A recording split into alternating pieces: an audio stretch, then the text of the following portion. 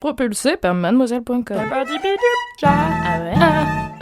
Oh, ça swing.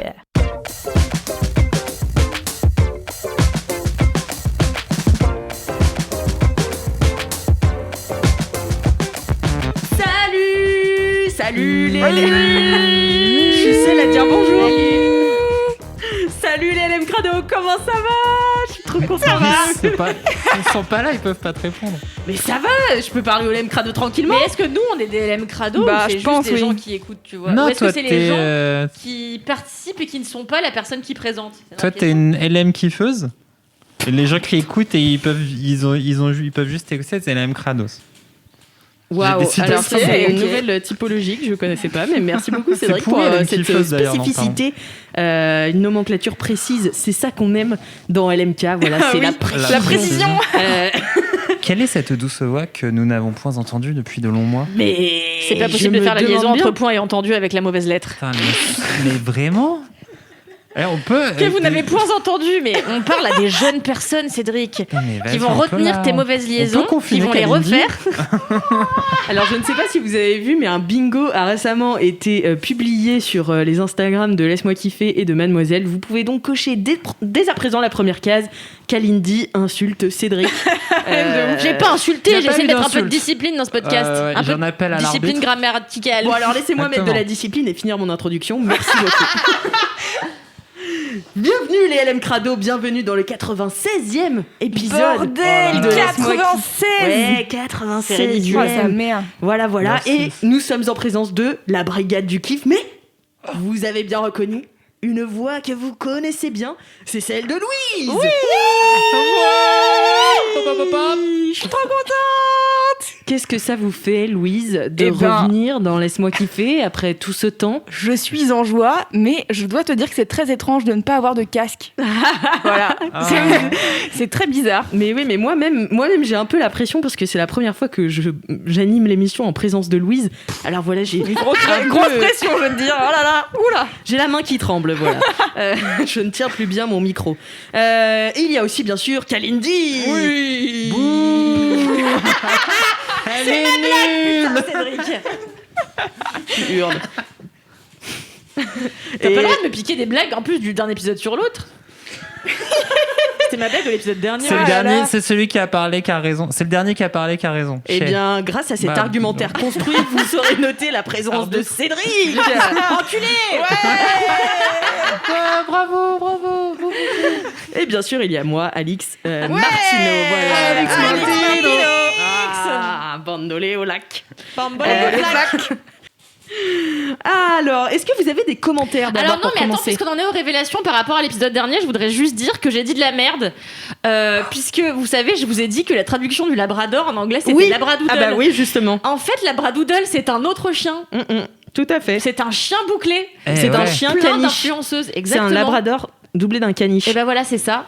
Une espèce de croisement hybride chelou, et en fait j'ai dit que c'était un labrador et pas du tout, donc voilà, j'ai dit de la merde. Précision voilà, nécessaire, je vous l'accorde. C'est d'ailleurs un commentaire de la part d'une LM Crado. Parce que les gens sont tatillons. Voilà, qui a été choquée même de ses propos.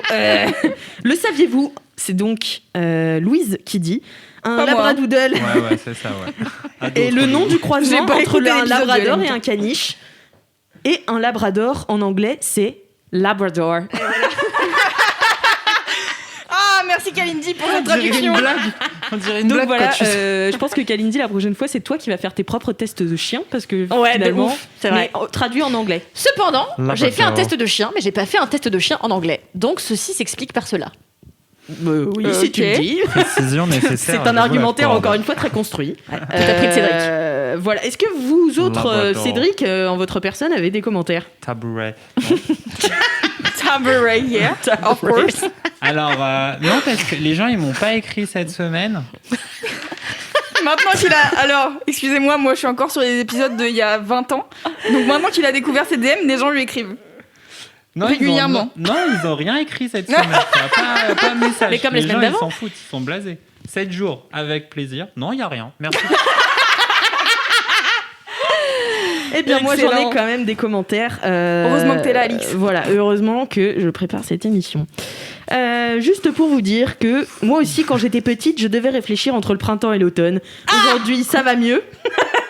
Quand même. Attends, réfléchir. Parce que tu sais qu'Alindy ne sait pas... T'étais là il y a 2 semaines ? Ah non, sérieux, quand tu peux pas choisir entre le printemps et le marron et le vert, oui, ok. Et elle a le même problème. J'ai compris ce qu'il voulait dire. Le marron et le vert, oui, c'est ça, ouais. Automne, marron. Et donc, oui. aujourd'hui, elle dit ça va mieux, mais je comprends Kalindi et je confondais aussi novembre et septembre. Et pour finir, je confonds encore aujourd'hui ma gauche et ma droite. Ça, j'ai abandonné, ça ne viendra jamais. Voilà, hâte de le prochain LMK. Que du love, c'était de la part de Claudia.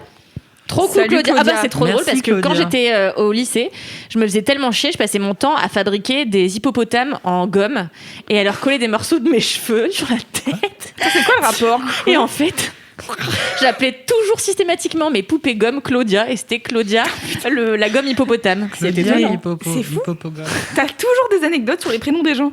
C'est dingue. Et Claudia, c'est parce qu'en fait, à la base, c'était le nom de ma prof d'allemand, donc c'est pour ça que j'appelais tous mes. C'est pas très sympa, mes gommes hippopotames comme elle, parce que je la détestais. Mais surtout, tu lui collais des cheveux. Ah, ma gomme? Ouais. Bah oui, c'était Tu pour lui faire t'enlevais une des petite cheveux pour finesse. les Mais je mettre dois en sur- avoir encore chez moi. Non, mais ça va, Je me coupais un tout petit morceau, puis je le collais dessus, ouais. Je t'en ferai une, Cédric. Interesting, so interesting.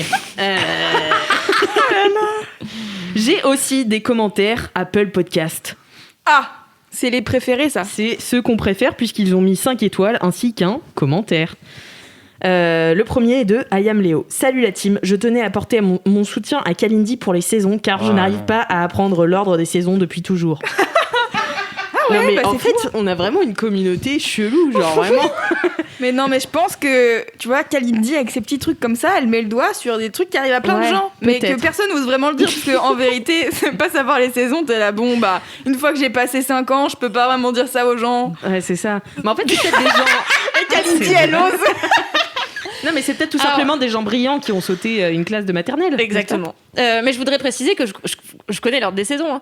C'est juste que, c'est Je sais pas juste dans lequel. que à chaque fois que je me dis là, tiens, c'est quelle saison et que c'est pas l'été ou l'hiver, ça me prend toujours un tout petit peu de temps pour savoir si c'est le printemps ou l'automne parce que c'est des demi-saisons quoi. Elle se re-justifie. Merci beaucoup, Kalindi. Moi, je trouve et que j'ai aussi c'est un peu saisonphobe parce que tu peux pas dire que c'est des demi-saisons. Il n'y a pas des saisons qui sont meilleures que d'autres. Et le deuxième commentaire.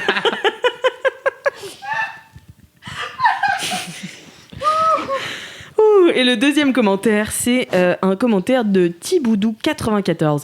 Salut l'équipe, ça fait plusieurs épisodes que je vous entends déplorer l'absence de dédicace pour LMK Rock. Yeah. Le truc, c'est que je ne connais personne qui écoute LMK. Ah. Excellent. Parle-en autour de toi. Bien que j'en citasse très souvent des refs auprès de mes gens.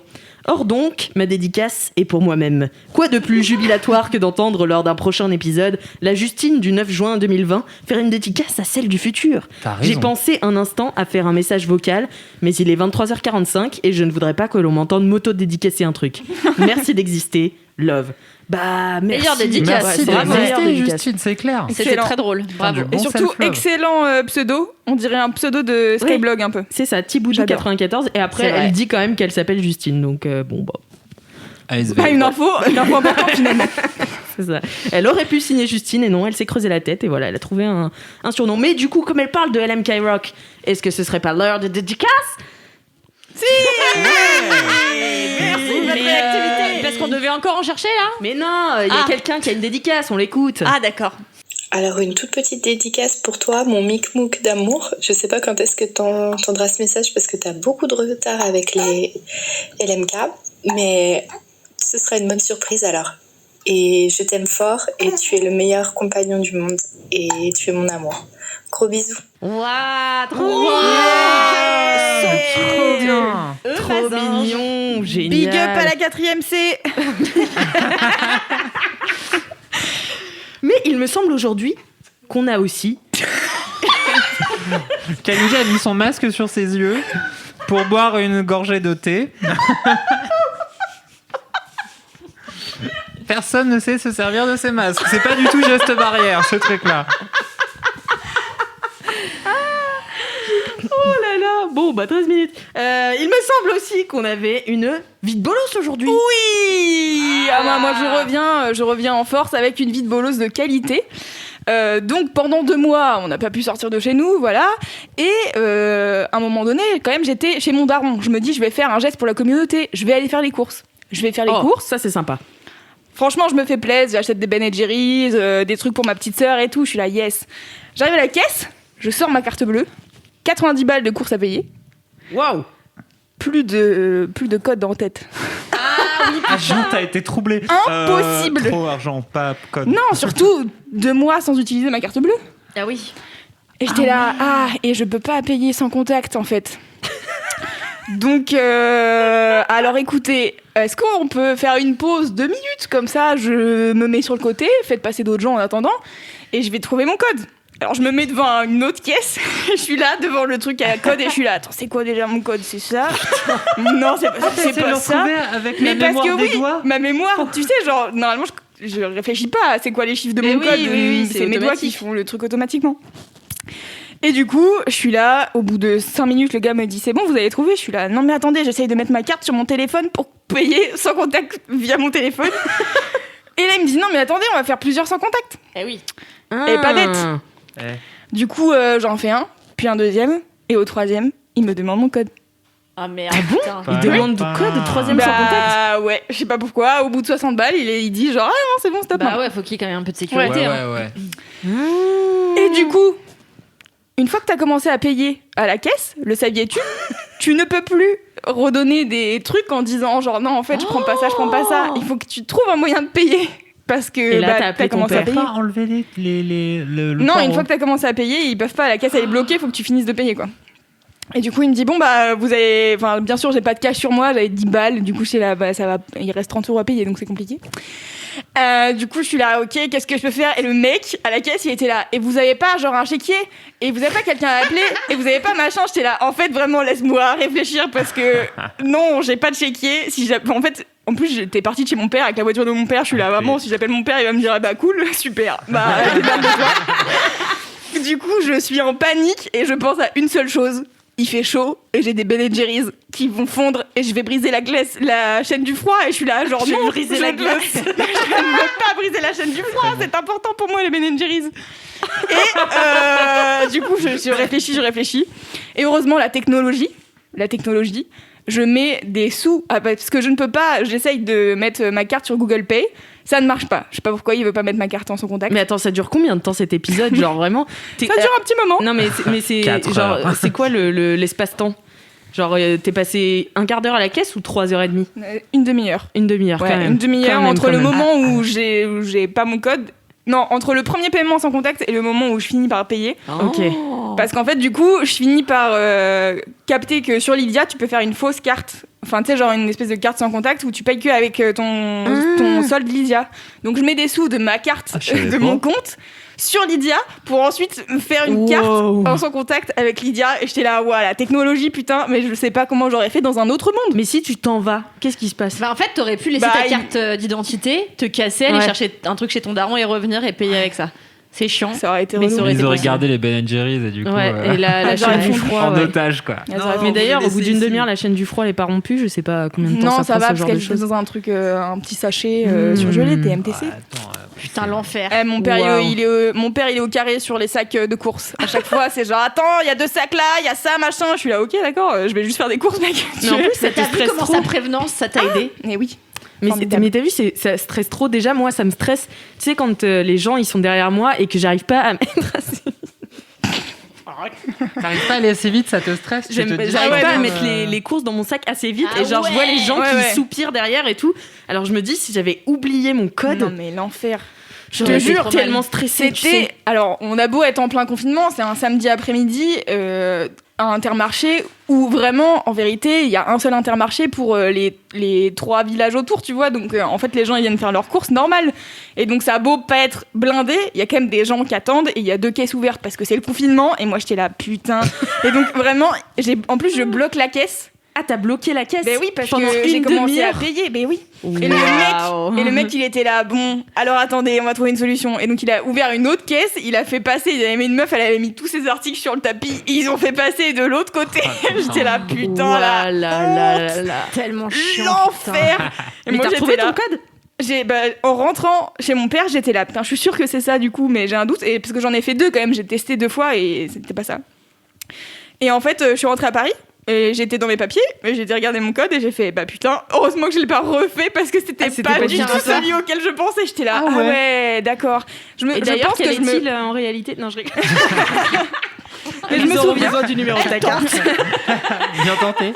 Je me souviens du code de mon ancienne carte en fait. Le code que je faisais, c'était celui de mon ancienne carte bleue, mais que j'ai plus depuis 2 ans, Force tu vois. Puissante. Bah ouais, mais en Aucun fait, quand t'es en confinement comme ça, tu te rappelles de choses, il y a des réminiscences là comme ça qui viennent et puis. Et surtout, t'oublies le peu de temps avant, quoi. Quoi? Je veux dire, t'oublies des trucs qui datent pas. T'as pas de mémoire à court terme. Voilà. Ouais, Mais, je veux dire, mon code, je l'ai quand même en tête depuis quelques temps, quoi. Années. Ouais, ça fait 1 an. Il m'est arrivé un truc comme ça ultra gênant. C'était pendant les dernières élections présidentielles. C'était la première fois que j'allais voter. Ouais, c'est ça. Et ah bon? Attends, je sais plus. Alors c'était peut-être pas pour les présidentielles. Non, alors c'était la première fois que je pouvais voter. C'était peut-être pour une municipale ou je sais plus. Mais donc première fois que j'étais dans un bureau de vote et j'étais trop fière de pouvoir voter. Tu vois, j'étais un peu là. Qu'est-ce qu'elle a celle-là? Non, je calcule, mais ça me semble faux. C'est-à-dire. Ou alors t'étais pas très civique avant, quoi. C'est possible. C'est possible que dans ma vie j'ai voté que pour les présidentielles, ok? Mais du coup, peu importe, bordel de merde. La première élection à laquelle j'ai été, j'étais trop fière et j'étais un peu stressée parce que je savais pas comment ça allait se passer. C'est un peu impressionnant quand même. La première fois. Et en fait, quand j'ai Non, pas du tout. Franchement, moi, je comprends, c'est impressionnant, moi. Je suis d'accord. Tu mets un petit rideau, tu fais cliquer. Mais non, mais à 18 ans, ou à 19 ans, ou à 20 ans, si c'est ta première fois que si tu on envoie les calculs de Kalindi. putain, Peu importe, en vérité, à chaque fois que je vais voter, moi, ça me stresse un peu. T'as une espèce de pression de... ta voix, elle compte. Bah ouais, c'est un truc sérieux, tu vois. Et en plus, moi, je croyais qu'il fallait... Ça frotte. Je croyais qu'il fallait écrire sur un bout de papier. Moi, j'écris mal. Et quand j'ai vu qu'en fait, tu devais juste... tu vois, prendre le nom du gars. Mettre le nom du candidat, petit cœur à côté. Je vote pour Benoît Hamon. Petit cœur. Et okay, bon, bref, peu importe. Et donc, au moment où je vais déposer mon bulletin dans l'urne, en fait, je le mets de traviole, ce qui fait que le truc se bloque. Et en fait, ça bloque le trou de l'urne.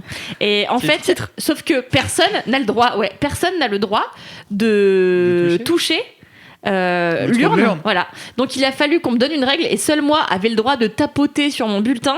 Sauf que ça a mis grave du temps, que les gens derrière ils étaient grave en train de râler. Et qu'est-ce qu'ils ont fait? Ils ont gardé du coup ma carte d'identité en otage en me disant puisque vous avez fait perdre du temps aux gens, vous viendrez dépouiller si c'est ok pour vous. Non. Et j'étais là. Mais ils sont tout le temps en galère les assesseurs pour avoir des gens dépouillé pour ça. Ouais. C'était bien. Attention, tu frottes encore. Putain. Ah, c'est marrant à dépouiller. Moi j'avais fait plusieurs fois. Les gens ils écrivent je voterai pour celui qui fera baisser les impôts. Tu sais, ils écrivent que de la merde. Oui, parce qu'en plus, le moindre truc que tu mets sur ton bulletin, ça l'invalide. C'est nul, ouais. C'est hop là, au revoir. Donc si t'avais mis des petits cœurs à Benoît Hamon, c'est mort. Quoi. C'est nul. Et même un vote blanc, faut qu'il soit genre sur un papier blanc avec rien d'autre. Si tu fais sinon tu juste votes. T'en sais des choses sur le vote, toi. Mais écoute, moi j'ai voté plein de fois. Moi j'aime mon pays. Mais t'as 100 ans, évidemment. Mais attends, quelqu'un qui se déplace et qui signe un cœur à côté de Benoît Hamon. Mais les gens ils sont zinzins. Non mais quand tu dépouilles, tu te rends compte, les gens ils sont zinzins, ils font n'importe quoi avec leur bulletin. Oui, mais pourquoi ce serait pas un vote blanc du coup? Parce que en fait le vote blanc faut qu'il y ait rien, faut que ce soit un papier qui soit blanc, rien. Mais d'ailleurs c'est pour ça que les gens du parti du vote blanc ils sont vénères depuis 1000 ans en dire. C'est tellement hardcore de faire reconnaître le vote blanc qu'en fait on peut pas vraiment avoir un impact. Interesting. Il y a un parti du vote blanc, je ne savais pas. Putain, moi non plus. J'ai pas relevé, je me suis dit dans ma tête, c'est vraiment waouh. C'est comme le parti chien et chat, t'es là vraiment, déjà ça serait bien qu'on se traite bien entre nous, ça serait un bon début. Après, je dis ça en tant que végétarienne, mais... Oui, t'as un parti, c'est le parti de la cause animale ou un truc comme ça, je crois, qui du coup sur les problématiques antispécistes. Ouais, je vois que c'est des animaux qui représentent, genre c'était des chiens. Non mais stop, Kalindi, je peux pas croire ce que tu dis. Oui, si, c'est ça. Ah non, c'était pas vrai. Si, c'est Rex. Non mais si, c'est un vrai truc. C'est Rex le labradoodle qui se présente aux élections municipales pour dire il y en a marre de vos croquettes de merde, on veut des croquettes bio et vous allez laisser tranquille les vaches et les poulets maintenant. Qu'est-ce qu'il y a? Mais t'as jamais vu les affiches? Non, mais je suis pas fait gaffe, pas plus que ça. Je sens que t'as bien voté. Bon, en tout cas, on est toujours à LMK à la pointe de l'information, même en politique, quoi. C'est. Mais bah, je suis sûre qu'il y a plein de gens qui savaient pas que ça existait, le parti du vote blanc. Mais même 3/4 d'entre nous. Donc. Chien et chat. Alors, je peux me permettre de dire des digression ou pas? Ah oui. Il y a entre chien et chat, contre chien et chat. Merde, un truc avec chien et chat où il y a des chiens et des chats. C'est précis. Entre chien et chat, je crois que ça s'appelle Chien contre chat, je ne sais plus. Bref, un film super avec des. Tu dis des mots Hérisson contre chat. Entre chat et chien. Entre chat. Non, c'est Chat comme chien. Chien comme non, chat. c'est pas ça. Mais Non. c'est un film de Copain merde. comme cochon. Oui. Un film de merde qui est disponible sur Netflix. C'est très important que je le dise parce que vraiment, j'ai regardé la bande-annonce il y a pas longtemps et vraiment des chats, des chiens qui ont des trucs d'espions. Que demande le peuple? Génie. Ouais. Mais et les années 2000, ça regorge de films avec des animaux. Ah c'est bah, fou. non mais Non. c'est trop nul. Mais Non, parce que Volt, c'est un dessin animé. Non, il y a vraiment eu non, ce qui était génial, c'était Je sais pas si c'était la fin de mon enfance. aventure, non? C'était le voyage, le grand voyage, l'incroyable voyage. l'incroyable Voyage et l'incroyable voyage à San Francisco. C'était qui trop était bien. mon Mon préféré. préféré où il trouve une meuf, le bulldog là. Ouais. Elle Wow. s'appelle Delilah. Parce qu'après, quand il y a la chanson Delilah qui est sortie, j'étais là, ouah, comme le chien dans Incroyable voyage. Génial. Et Alors, la chatte, elle n'hésitez s'appelait pas. Sassy.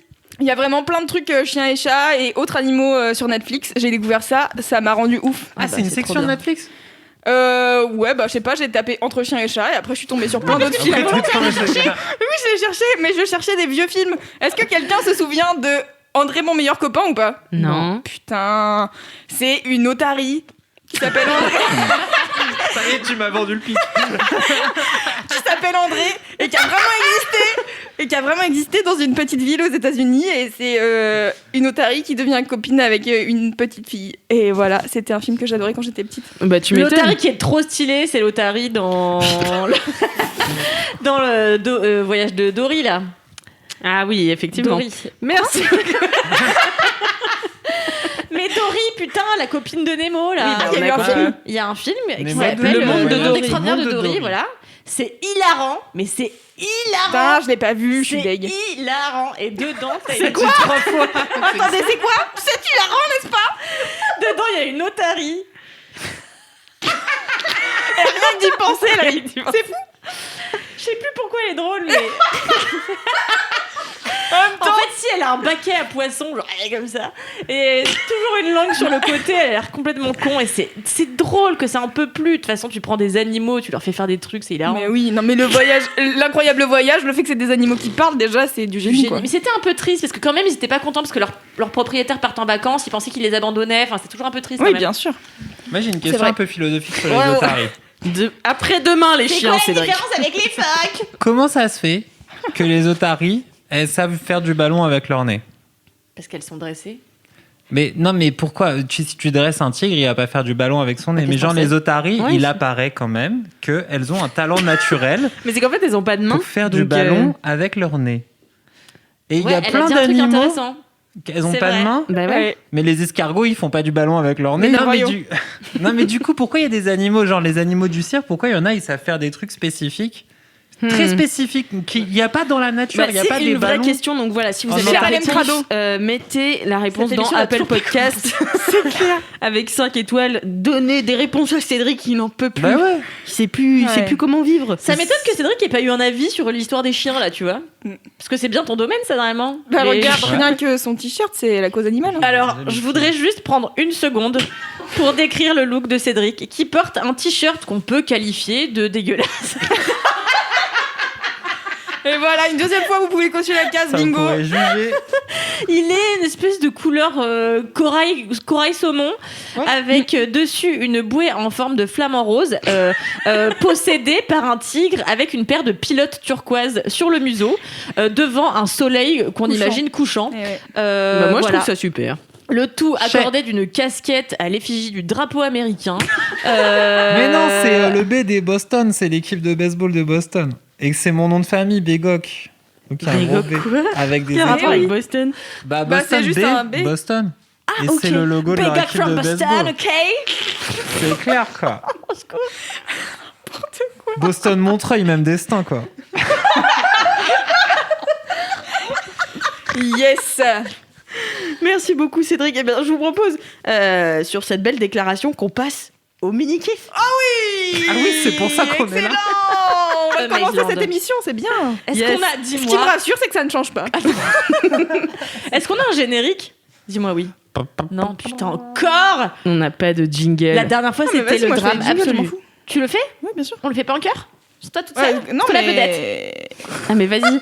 J'ai l'impression que ça vous fait chier. Donc, En fait, elle fait semblant. n'a pas du tout. C'est le Kalindi, elle fait semblant qu'elle aime pas, mais après, elle est contente quand même qu'on le fasse tous ensemble. Mais non, vas-y, Loulou. Oh non, mais c'était... Bon, on le fait tous ensemble et puis ok, basta. d'accord. Allez. Mais non. Attendez, parce qu'on dit quoi ? Il faut continuer. Bah, le fais pas. On dit quoi alors ? Eh ben, on dit que Loulou, tu fais la lead vocal. Ok.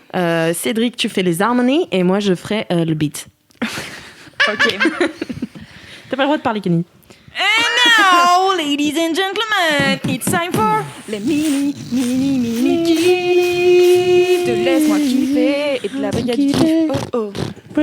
Waouh. Eh ben, c'est bien mieux que le dernier qu'on a fait. Ouais, c'est vrai. C'est vrai, mais... Avec la Marseillaise en Kimini Kiff, c'était pas mal ça. Bah, c'était civique au moins, Kalindi, tu vois. Ça, c'est incite nous, LM Crado, à aller voter. C'est clair. Allez. N'oubliez pas de voter. Non, je rigole. Je sais pas. C'est quand les élections d'ailleurs ? On sait pas encore. Ok. C'est le 28 juin. Quoi ? Ils Bah ont ouais, validé ? Ouais, non, si. Ouais, je suis pas sûre qu'ils aient validé à 100% encore. Ah, ils avaient dit peut-être. Si tôt là ? Mais non, on parle Tôt, des c'est élections dans municipales. deux Je Oui, pense je que sais, mais Ah oui. attends, ça me paraît bizarre qu'on soit au courant genre 2 semaines avant seulement, non ? Ouais. Je crois qu'il l'a dit il y a 2 semaines, mais effectivement, c'est peut-être pas encore validé. Mais je suis pas sûre que ça soit 100% validé. Hein. Bah, peut-être C'était dans un le peu en futur, fonction du quand déconfinement. Donc, Dans le futur, quand cet épisode sort, dans 7 jours, si c'est validé, vous savez que je suis fiable. Sinon, vous savez qu'il faut pas m'écouter, il faut écouter Ah bah Lolo. écoute, je pense que les gens ont appris qu'il fallait pas t'écouter, Cédric, hein, depuis le temps. C'est vrai. En parlant de toi, Cédric, c'est quoi ton mini-kiff ? Oh putain. Allez hop. J'hésitais entre deux. J'hésitais entre deux. Attends, tout à l'heure, je t'ai dit, c'est quoi ton Ouais, mais mini-kiff c'était et tu gros m'as kiff. Je tu pensais que m'as tu dit parlais du gros kiff. des trucs sur Netflix. Ah non, non, j'espère que c'est pas les mêmes trucs que moi. Alors vas-y, dis-nous ton mini-kiff. J'ai découvert. Ouais. En vrai, il y a un petit mini-kiff que j'ai vraiment bien kiffé, c'était la petite réaction de Daniel Radcliffe. Radcliffe. Ah oui, Radcliffe. Radcliffe. Radcliffe. Fast Life, Radcliffe. Ah,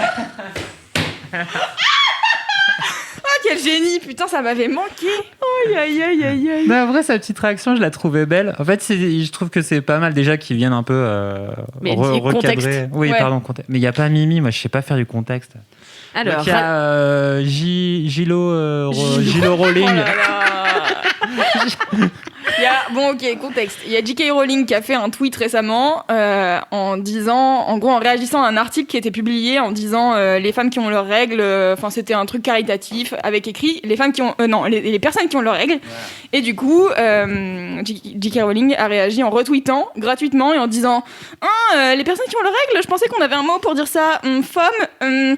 Et elle a dit des trucs transphobes.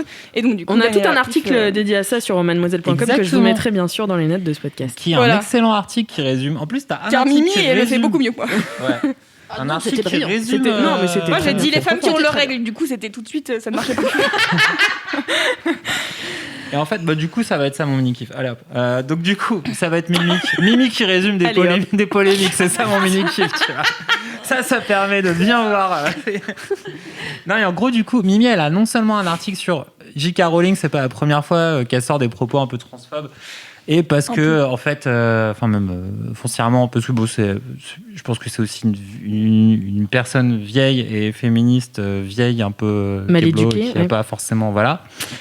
Et donc, du coup, ce qui était très mignon et très cool et super positif dans tout ça, c'est le bon Daniel Radcliffe. On l'adore. Clouf. En plus, avec son petit nouveau style, moi, je le trouve vraiment.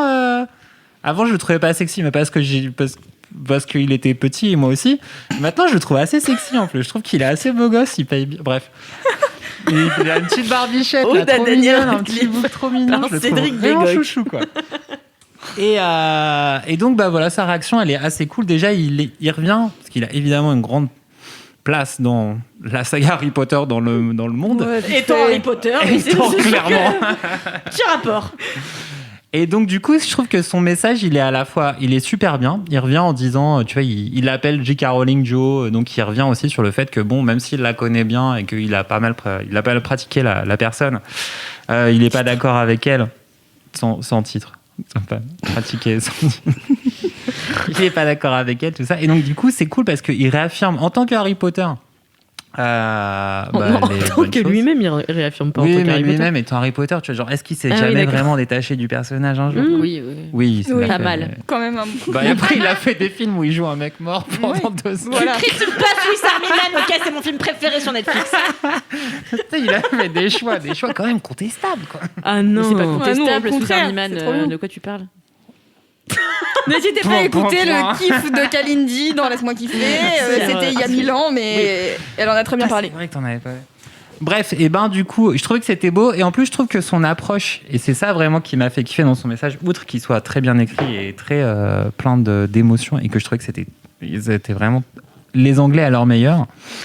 Pas quand ils sont faux cul, quand ils écrivent bien.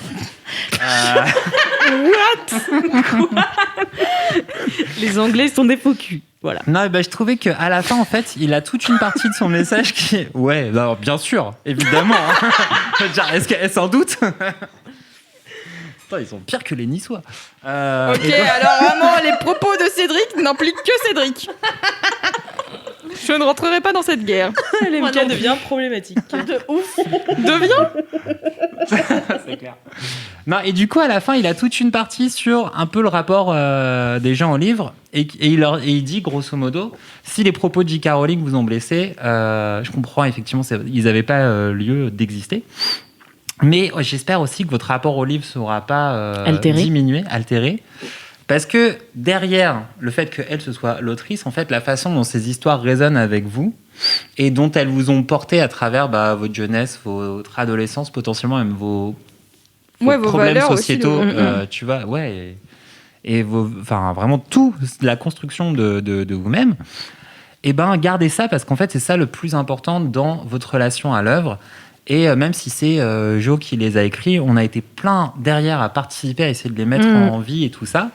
On ne porte pas tous ces valeurs-là. Donc, en gros, si vous avez Harry Potter dans le sang depuis que vous êtes tout môme, et qu'en fait, les messages, en plus d'ouverture d'Harry Potter, vous ont porté, vous ont machin, ne laissez pas aujourd'hui être déminés un petit peu par l'autrice qui a vieilli, car quand on devient vieux, on devient con, c'est normal. C'est bien normal. Ça fait partie du... Mais il y a d'ailleurs 2 autres actrices qui ont répondu. C'était Emma Watson et l'actrice qui joue Ginny. Alors, je me souviens plus de son prénom.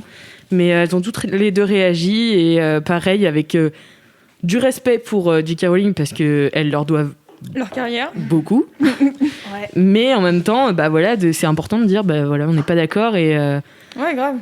Et puis en fait, ça prouve aussi que tu peux très bien connaître des gens, etc. et pas foncièrement être d'accord sur des valeurs. Et c'est, tu vois, genre... C'est aussi la vérité de la vie, c'est que tu t'es pas toujours d'accord à 100% avec les gens sur des trucs qui te tiennent à cœur, et ça arrive, et j'allais dire c'est pas grave entre guillemets, c'est juste c'est genre important de pouvoir le dire et de pouvoir en discuter, quoi. Grave. Mais on n'a pas de réaction du mec qui jouait Ron Weasley, je crois, encore. Rupert Grint, mon préféré. Tout à fait, on l'attend toujours. Voilà, je vous informerai quand la nouvelle tombera. n'hésite pas. Merci Cédric, quel joli mini-kiff. Toujours dans l'actualité, Cédric. Ouais, toujours dans l'actualité. J'essaye de m'en rapprocher. Hugo Clément, quoi. Hugo Clément. Sinon, j'avais un manga Netflix. Alors bon. Sorti en 2016. Oh putain. Merci beaucoup, Cédric. Mais Louise, oui. C'est quoi ton mini-kiff Mon mini-kiff, c'est un mini-kiff de génie, j'ai envie de dire, depuis le temps que je suis pas venue, il fallait que je fasse un truc génial. Bon, c'est une chaîne YouTube. Mais c'est une petite chaîne YouTube, petite chaîne YouTube, très peu d'abonnés, juste 5 millions d'abonnés. C'est un coiffeur américain qui s'appelle Brad Mondo et qui fait des vidéos dont je me délecte depuis plusieurs semaines. J'ai commencé pendant le confinement, tellement je me faisais chier. Et il fait des hairdresser reacts. Donc en gros, il est devant des vidéos, il regarde des vidéos de coiffure et il réagit. Et en fait, souvent... Non. Ouais. Et tu rigoles, mais en fait, il réagit à des vidéos de meufs qui se font des teintures toutes seules chez elles, qui se décolorent les cheveux toutes seules, avec des vieilles box achetées, tu sais, genre limite chez Nose, elles vont dans des trucs où il y a des box couleurs, où ils te disent regardez, vous passez du brun au blond en 2 minutes. Et lui, il regarde ça, et souvent, c'est des désastres sur désastres. Et juste, ses réactions, alors lui, il est merveilleux, il a un style de fou, autant en termes de cheveux qu'en termes vestimentaires. Et je l'adore, en fait, et juste... Ça m'était jamais venu à l'idée de regarder des gens se teindre ou se déteindre les cheveux, tu vois. Mm-hmm. Sauf que pendant le confinement, la tentation a été grande. J'ai à nouveau eu cette envie de me raser la tête. Et donc j'ai commencé à regarder des vidéos de meufs qui se rasent la tête. Et donc je suis tombée sur sa chaîne YouTube. Lui, il en a fait plein des vidéos de meufs qui se coupent les cheveux hyper courts, de machins, de trucs et tout. Et donc je suis rentrée dans cette spirale. Et c'est génial, vraiment, il y a... Je vois que t'as encore les cheveux longs, donc j'imagine que ça t'a... Ça va attendre un peu... ça va attendre un peu le rasage de crâne. Mm-hmm. Mais du coup, et c'est vraiment... Je passe ma vie à regarder ça, et là, j'ai vu, il a une playlist où il y a genre plus de 160 vidéos, je suis là, ok, c'est bon, c'est pour moi, et c'est vraiment des... Oh là là. Ça faisait longtemps que j'avais pas parlé dans un micro. C'est vraiment des désastres. C'est trop compliqué pour moi. Il y a des meufs, elles se décolorent les cheveux. Et il y a des trucs, en fait, moi j'y connais rien en coiffure, mais du coup il explique plein de trucs sur le fait que par exemple tu te décolores pas les cheveux quand t'as les cheveux propres, parce que tes cheveux ils vont déjà être abîmés par un truc, donc tu les agresses encore plus et tout.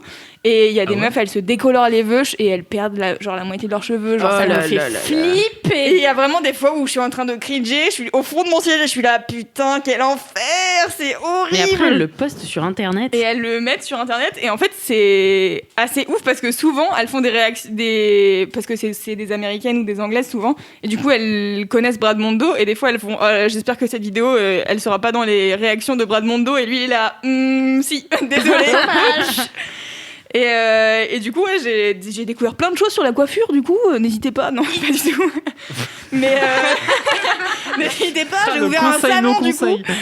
Mais est-ce que vous vous souvenez de Cut by Fred? Bien sûr. Pas du tout. What is that? Tu connais pas? Tu connais pas Cut by Fred? Non, mais Cut by Fred, c'était génial. C'était un mec, un coiffeur français. Il était parisien même, je crois. Il est parisien. Littéralement, il est à 50 mètres des bureaux de Mademoiselle. C'est vrai? Ouais. Mais tu sais que je l'adore. Genre vraiment, je regardais ses vidéos avec amour. Genre c'est grâce à lui que j'ai réussi à savoir me coiffer.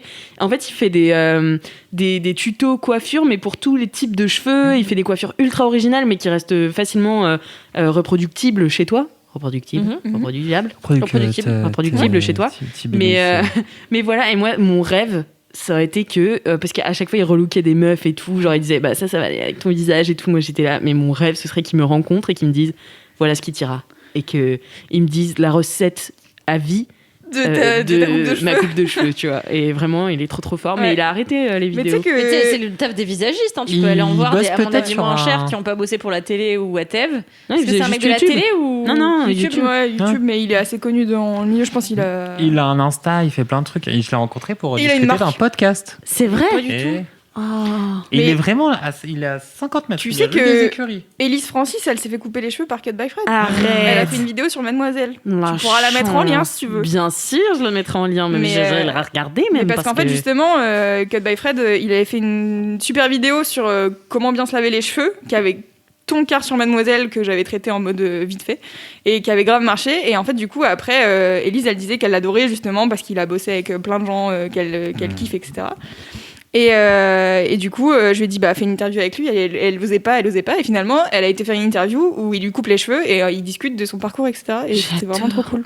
Trop bien. Mais j'adore mais en plus, il a l'air tellement sympa. Il est trop chou. Autant que Jonathan Van Ness ou pas? Parce que moi, c'est mon coiffeur. Non, il est beaucoup plus calme, tu vois. Oui. Pas compliqué. Non, c'est pas compliqué. Très sympa. Il parle comme ça un peu. Ouais, tu sens qu'il est un peu timide, quoi. Ouais, en même temps, il sait ce qu'il fait. Enfin, je sais pas, je l'adore. Faut que tu ailles voir un visagiste. Moi, ce que j'aime bien, c'est regarder les fails de. Non, mais si tu... non, mais si tu veux vraiment avoir la coupe de ta vie. Faut que tu ailles voir un maçon. Super sympa. Non, mais en vrai, si t'as envie d'avoir une coupe qui va grave à ta morphologie de ton visage, les visagistes, même des visagistes pas chers, ils sont censés savoir te le faire, quoi. Mais tu peux être visagiste sans être coiffeur?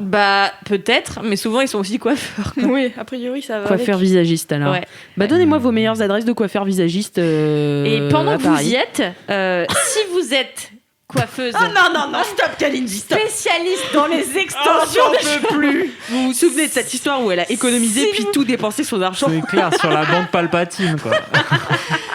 Je n'ai plus d'argent pour me payer des extensions de cheveux. Mais si, par chance, vous connaissez quelqu'un qui est prêt à me faire une petite réduction et pas me faire payer 1 000 € pour avoir des cheveux de sirène, contactez-moi sur Calrumpfel, mon Instagram. Merci infiniment. Bien c'est adorable. Sûr. Merci. Faites donc ça. Oh, je suis ravie d'avoir parlé de coiffure. Est-ce que tu as vu la nouvelle coiffure de Gaël Garcia Diaz? Parce que c'est tellement beau, c'est exactement ce que je veux. Non, mais c'est vrai. En fait, elle m'en a parlé toute l'après-midi. Ah oui, j'ai vu ses dernières vidéos, donc j'imagine que je vois. Tu vois, en fait, elle a juste 2 mèches devant vachement plus claires. Ouais, tu veux une coupe de TikTok girl, quoi. Ouais, je sais pas vraiment encore ce que c'est une coiffure de TikTok girl, mais c'est pas trop long et un peu genre wavy. Avec 2 mèches là. Ouais, surtout les 2 mèches devant, c'est grave. Ah, d'accord. Et je trouve ça grave joli. Eh super. Merci beaucoup, Kalindi, d'avoir terminé on shame les trucs des autres. Mais pas du tout. J'ai dit merci beaucoup, Kalindi. Super, merci beaucoup, Kalindi.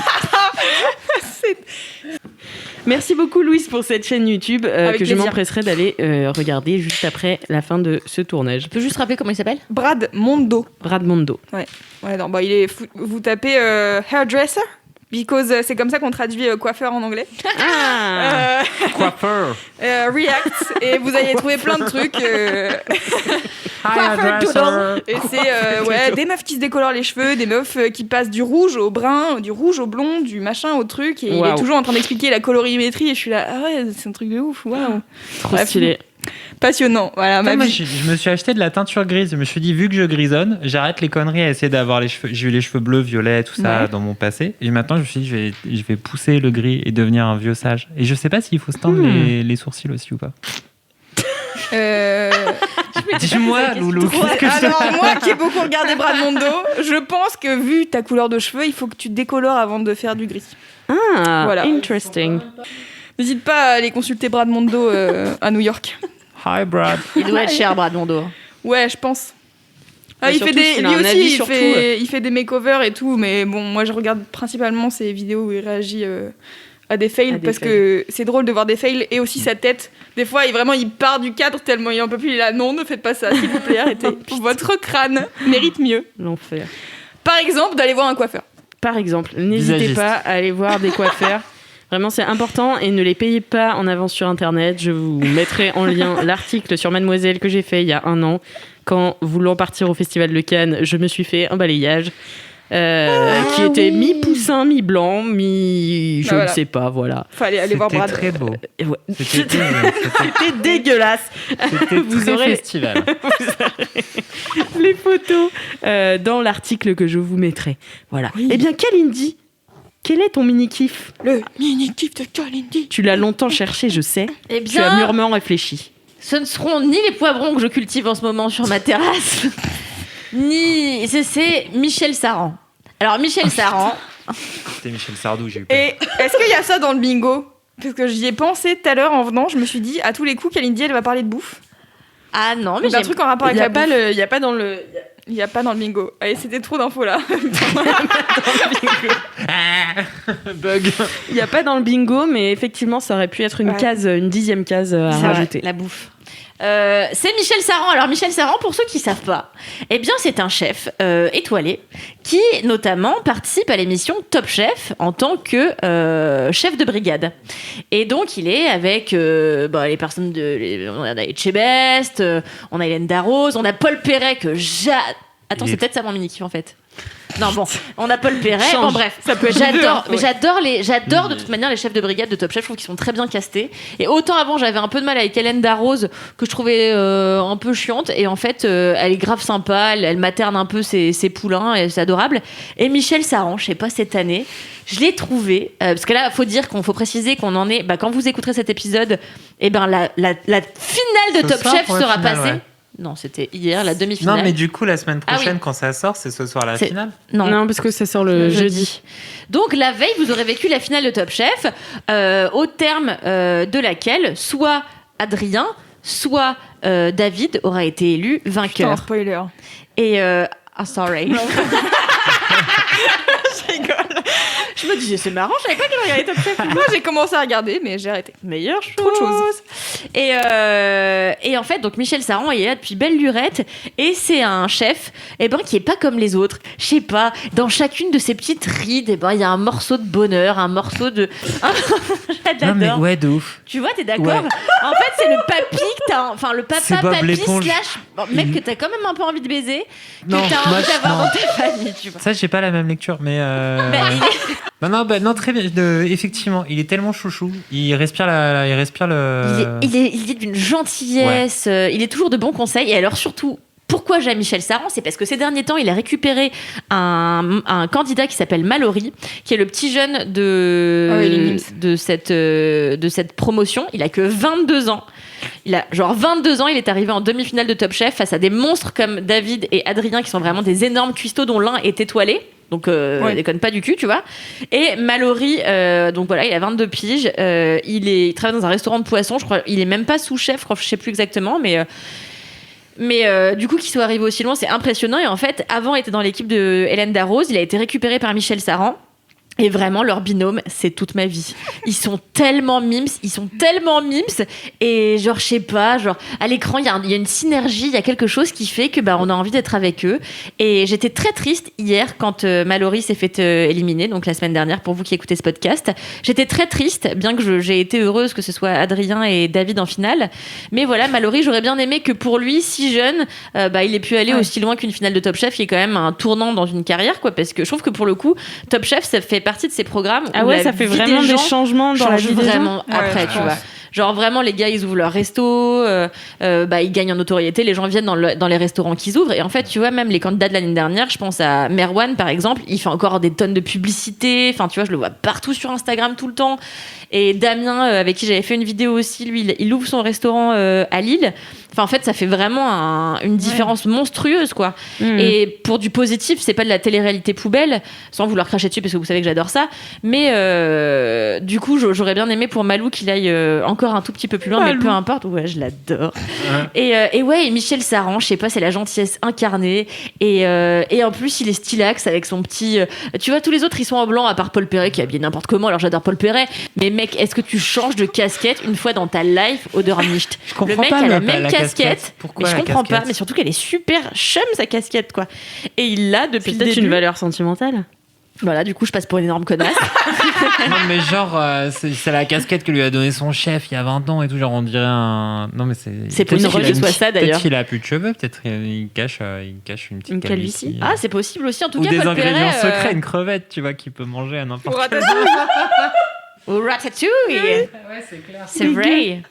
Mais non, même Paul Perret, je trouve qu'en fait, cette année, Top Chef, j'étais pas ultra fan au départ parce qu'en fait, je trouvais que les candidats étaient mal castés. En fait, je suis complètement revenue sur ma décision et je trouve que l'ajout de Paul Perret dans cette brigade est une super idée parce qu'il apporte un petit côté zinziflex qui fait pas de mal, quoi. Il est un peu dans son monde, il est un peu perché, il est rigolo, il est content. Et alors le binôme, en fait, c'est le binôme de Top Chef, mon mini kiff.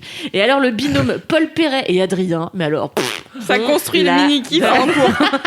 On les adore aussi. Eux, ils sont incroyables. Ah, on les adore. Adrien, c'est un candidat vraiment genre, il a zéro, pas d'émotion, c'est genre Terminator de cuisine. Et des fois, il est là, genre, il dit, je suis content là. Comme ça. Et là, il est vraiment très heureux là. Bougé. Mais moi, j'ai jamais regardé Top Chef de ma life. Non, mais ça, c'est pas possible. Alors, moi, par contre, est-ce qu'on peut débattre ? Parce que, en fait, le truc qui fait que j'ai arrêté de regarder Top Chef cette année, c'est long du cul. Ils sont tout le temps en train de commenter des trucs dont on se bat les reins. Et en plus, c'est des ajouts voix off où ils font ils sont là, genre, ouh là là, j'étais pas content à ce moment-là parce que Michel, il a fait ça. Ouais, c'est vraiment là, télé. oh là là là là, est-ce qu'on peut. C'est confessionnal. Mais ils ont galéré non, pendant même pas, le montage. c'est vraiment. Ils font, en fait, justement, t'as des plans montés, etc. Et t'as les chefs de brigade qui parlent par-dessus en disant non mais là je pensais qu'il allait faire ça et en fait Oula, non. c'est bizarre, ouais. Et je suis là c'est un peu long, juste allez-y, avancez dans les plats quoi.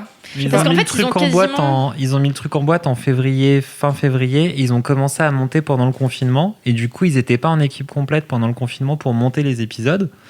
Et les voix off, ils les ont rajoutées derrière, mais pas dans le truc. Je veux dire, les voix off, c'est pas de. Oui, c'est ça, c'est pas d'aujourd'hui que c'est relou, les voix off. Top Chef, ils font ça depuis quelques années. Moi, c'est ce qui m'avait sorti du programme. Ah bon et en fait, je trouve que ça a un côté ultra vieille télé. Et en plus, il faut être bon comédien quand tu fais de la voix off. Or, les chefs de brigade, c'est des chefs, c'est pas des comédiens. Et à part Etchebest, qui a l'habitude de la télévision depuis vraiment des années, qui avait son programme à lui avant même de faire Top Chef, là, en fait, t'as à côté de lui des gens comme Hélène Darroze qui sont pas des comédiens, tu vois. Donc, du coup, quand elle répète, ça fait pas naturel, tu vois. De ouf. Quand ils font les tout premières oh là là, j'arrive pas à parler, c'est fou. Quand ils font les toutes premières auditions, j'allais dire, mais je sais pas, les premiers plats, etc., où ils sont tous en train d'aller voir chaque candidat en disant alors, toi tu fais quoi, machin, nan. Après il y a des voix off où tu vois les candidats faire leur plat et eux ils sont là, il me plaît bien ce petit machin, et je suis là genre vous êtes cringy, c'est très bizarre. Ouais. À chaque fois, c'est un peu. Du coup, ça me sort un peu du programme, et donc c'est pour ça que j'ai arrêté cette année. Alors qu'en fait, ils auraient dû confier la voix off juste à Stéphane Rothenberg, qui aurait fait son taf d'animateur à faire ses voix off et ses commentaires, et pas imposer ça à des gens qui savent pas le faire parce que c'est pas leur métier, quoi.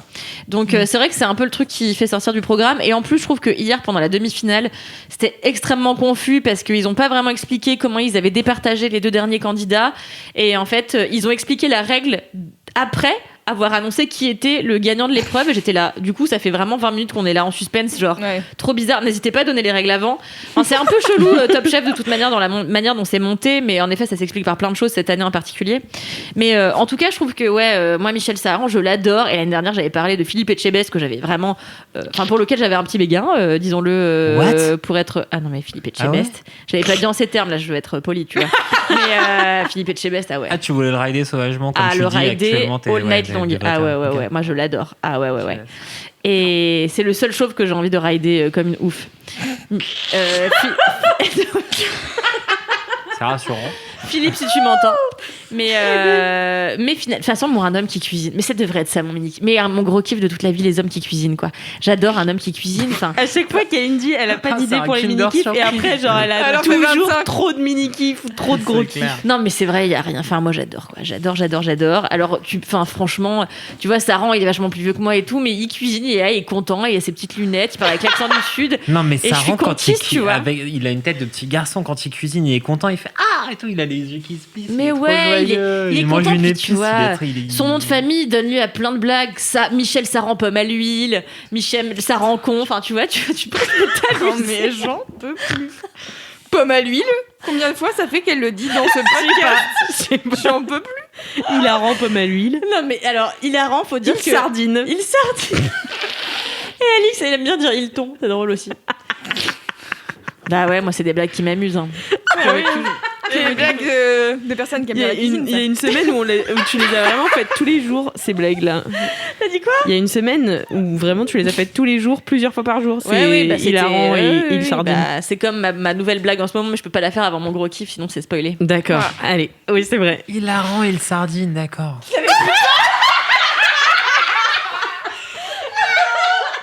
Ok. T'es sérieux, Cédric? Il saumon, d'accord. Okay. Il dorade, c'était un de mes préfs.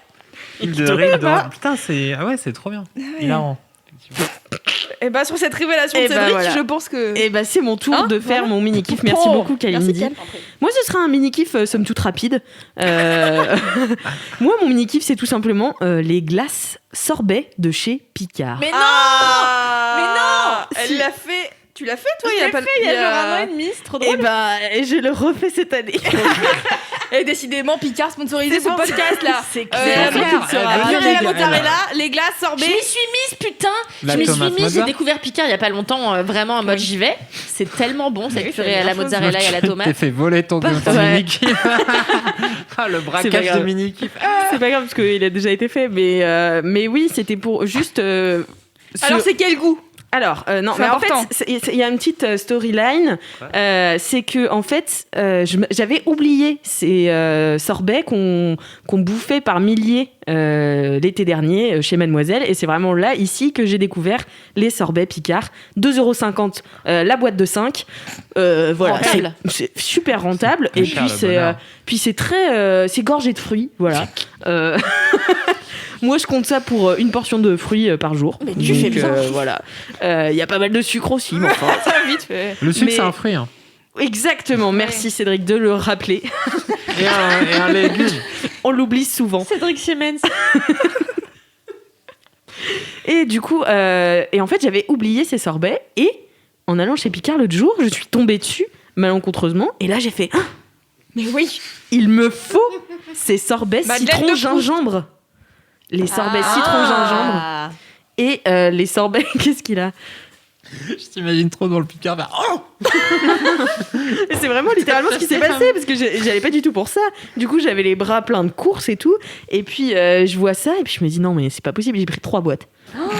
3 boîtes. Attends, parce que t'allais dire un autre goût direct, quoi. Et orange sanguine, pamplemousse. C'est mon préféré. C'est bien parce qu'elle est un peu amère et en fait, elle donne pas soif. Ah, c'est pas mal comme ça. Les autres. Il y a aussi pomme kiwi que j'aimais beaucoup mais qui n'est pas livré dans mon Picard à Pantin.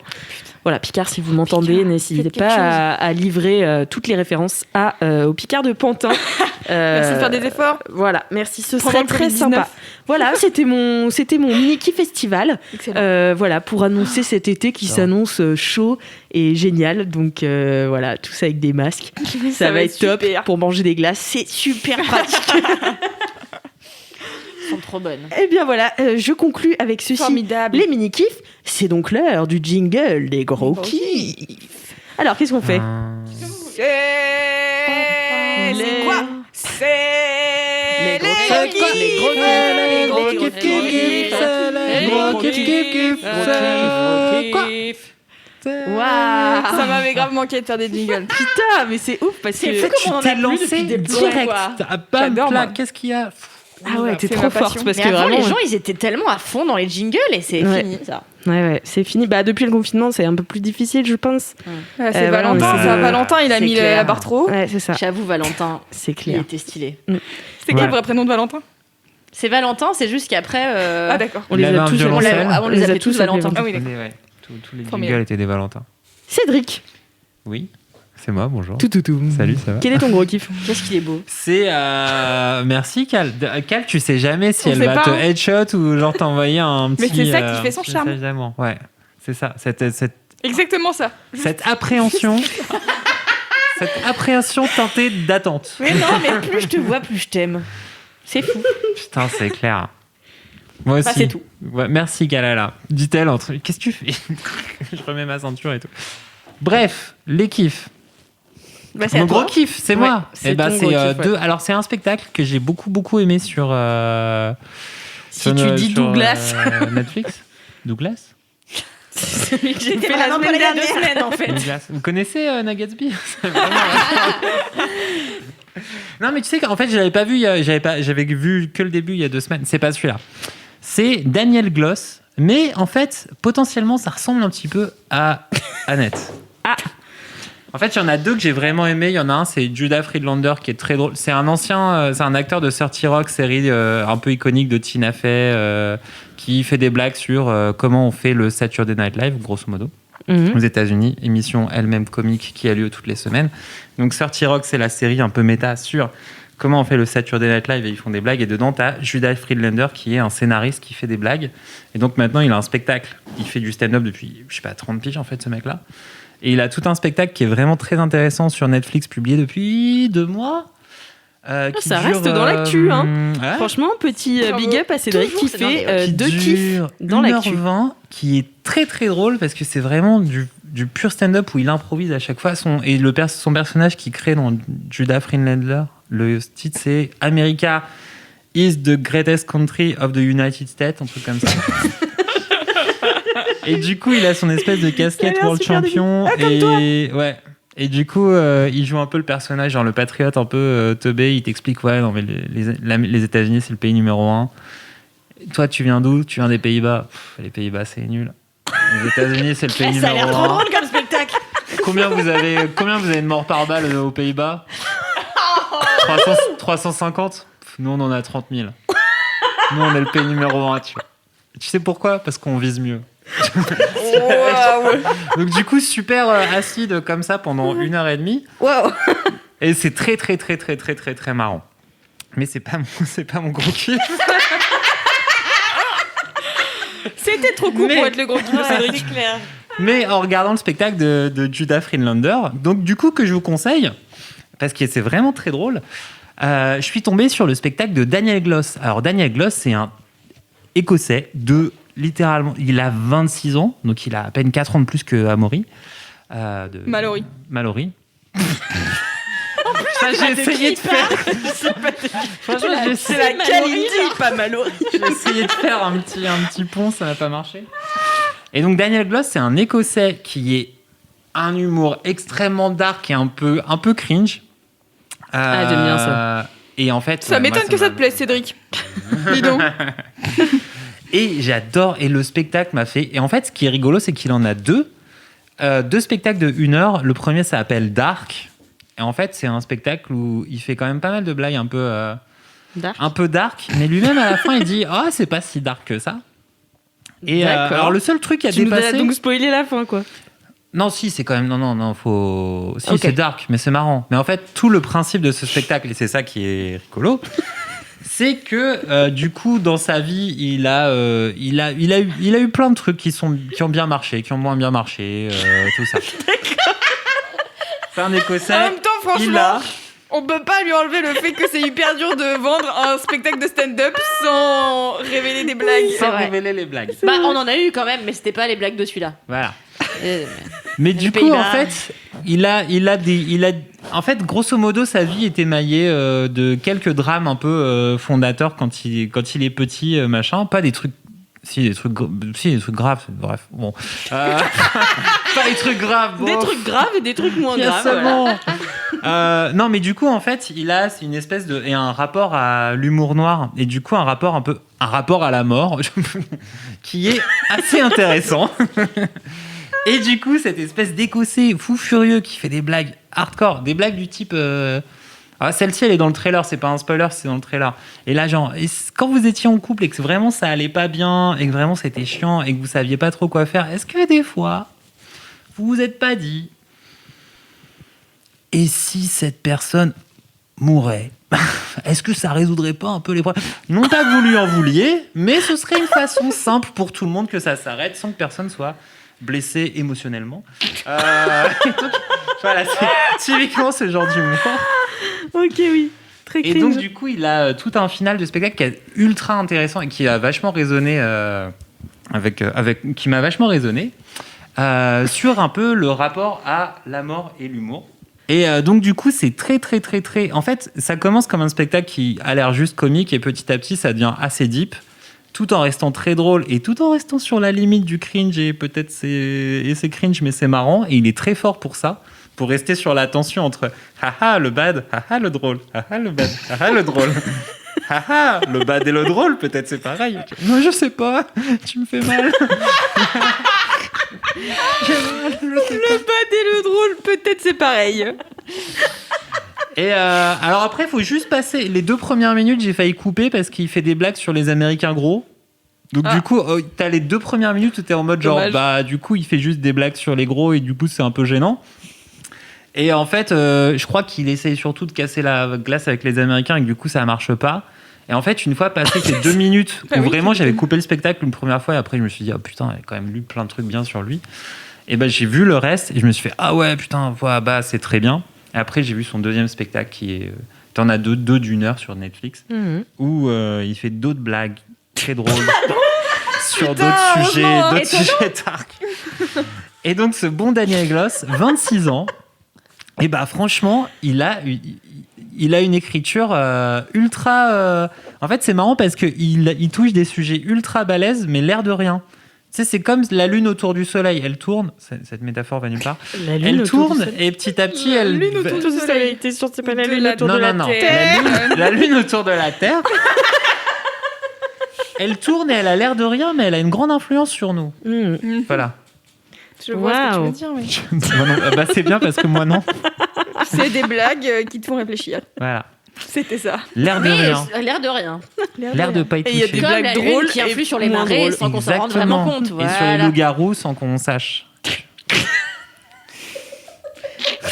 Erintman. Bref, Daniel Gloss, le spectacle dark. Merci. Alors vraiment, faut un peu s'armer parce que sur la fin, t'es un peu genre en fait, il est ok. Mais c'est trop bien mais en voilà. vrai parce que moi C'est j'arrive vraiment jamais très, à trouver très, très bien. des artistes qui me font vraiment marrer parce que je trouve que les gens vont pas assez loin ah bah et que c'est clair putain et que en fait beaucoup d'humoristes ont tendance à se censurer pour pas paraître problématique et du coup ça me fait pas marrer parce que moi j'aime les gens qui font de l'humour vraiment dark et donc c'est trop bien d'avoir des recommandations comme ça. Tu dis que ça s'appelle comment? John Gloss? Daniel Gloss, écossais. Et en fait, c'est pas comme. Pour moi, c'est un peu une sorte de jeune version écossaise de Anna Gatsby. C'est pas aussi. Franchement, c'est pas aussi trauma que Annette, le premier spectacle d'Anna Gatsby. Nanette, ouais. Nanette.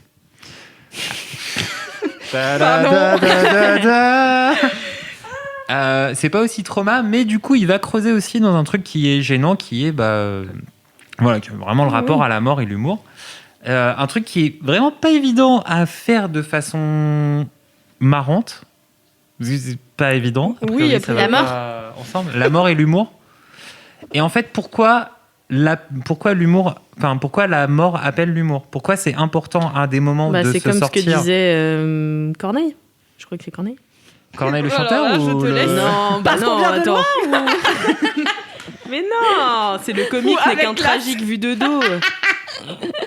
C'est Corneille qui a dit ça ou pas? le Cid ou Mais non, le comique n'est qu'un tragique vu de dos. Eh ben, c'est possible que ce soit Corneille mais ça pourrait être n'importe qui d'autre, on le saurait pas. Je te fais Je confiance. vous dirai dans les commentaires. Regarde comme elle est fière là, un petit sourire de contente. Moi, tu sais, j'ai appris Brillante. beaucoup de choses en prépa littéraire. Il faut bien que je les ressorte à un moment de ma vie parce que ça ne me sert à rien. Voilà, n'allez pas en prépa littéraire. Merci beaucoup Cédric pour ce Avec gros plaisir. kiff qui fait très envie. Franchement, en tout ça cas. a l'air trop bien, mais moi je voudrais juste d'ailleurs, parce qu'en fait, la dernière fois, on parlait d'humour déjà avec le nouveau Anna spectacle Gatsby, d'Anna Gatsby. Et en fait, je voulais rappeler aux gens qu'il existe toujours ce contenu sur Netflix, dont j'ai oublié le titre, mais qui était mon gros kiff l'année Facile à dernière quand on a retrouver. fait l'épisode en live.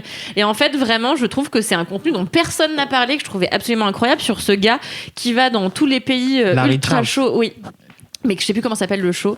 Bon bref. Ah, mais c'est The Dangerous World of Comedy. Non, exactement. The Dangerous World of Comedy. Voilà. Excellent. Je l'ai vu C'est après que vraiment tu l'aies dit. extraordinaire et vraiment c'est sur les frontières de l'humour dans des pays ravagés par la guerre, etc. Et c'est franchement Putain, un des trop bien. contenus les plus impressionnants qui m'ait été donné de voir parce que c'est vrai qu'on se pose jamais la question Ouais, de grave. comment rient les gens au Soudan alors qu'ils sont en train de mourir. Ouais. Mais c'est pas Yacine Bellouz dont tu parlais l'autre jour qui va avoir des Russes, des humoristes Lui, russes. Et puis, lui, il a un spectacle sur c'est plus sur le stand-up dans différents pays où on se pose moins la question, genre la Russie, tout ça. Mais en fait, Dangerous World of Comedy, donc Kalindi parlait au live de LMK, c'est juste, ça va 10 fois plus loin. Ok. C'est Ah ouais, vraiment, c'est les pays chauds quoi. Ouais, Larry Ok. Charles, il va interviewer un mec qui s'est fait un mec d'ISIS, de l'État Ouais. islamique, qui s'est fait capturer pour essayer de comprendre ce qui le fait rire. Enfin, vraiment, il... Et, ouais. qui a réussi à se faire pote avec ses geôliers en les faisant marrer et c'est comme ça qu'il a Ouais. réussi à se faire libérer par l'État islamique et tout. Enfin, Wow. ouais, des trucs Ah non, on est sur des hardcore, bails, quoi. genre, Ouais. là où personne pense qu'il y a de la rigolade, Ah ouais, c'est quoi c'est qui fait chaud. marrer les gens.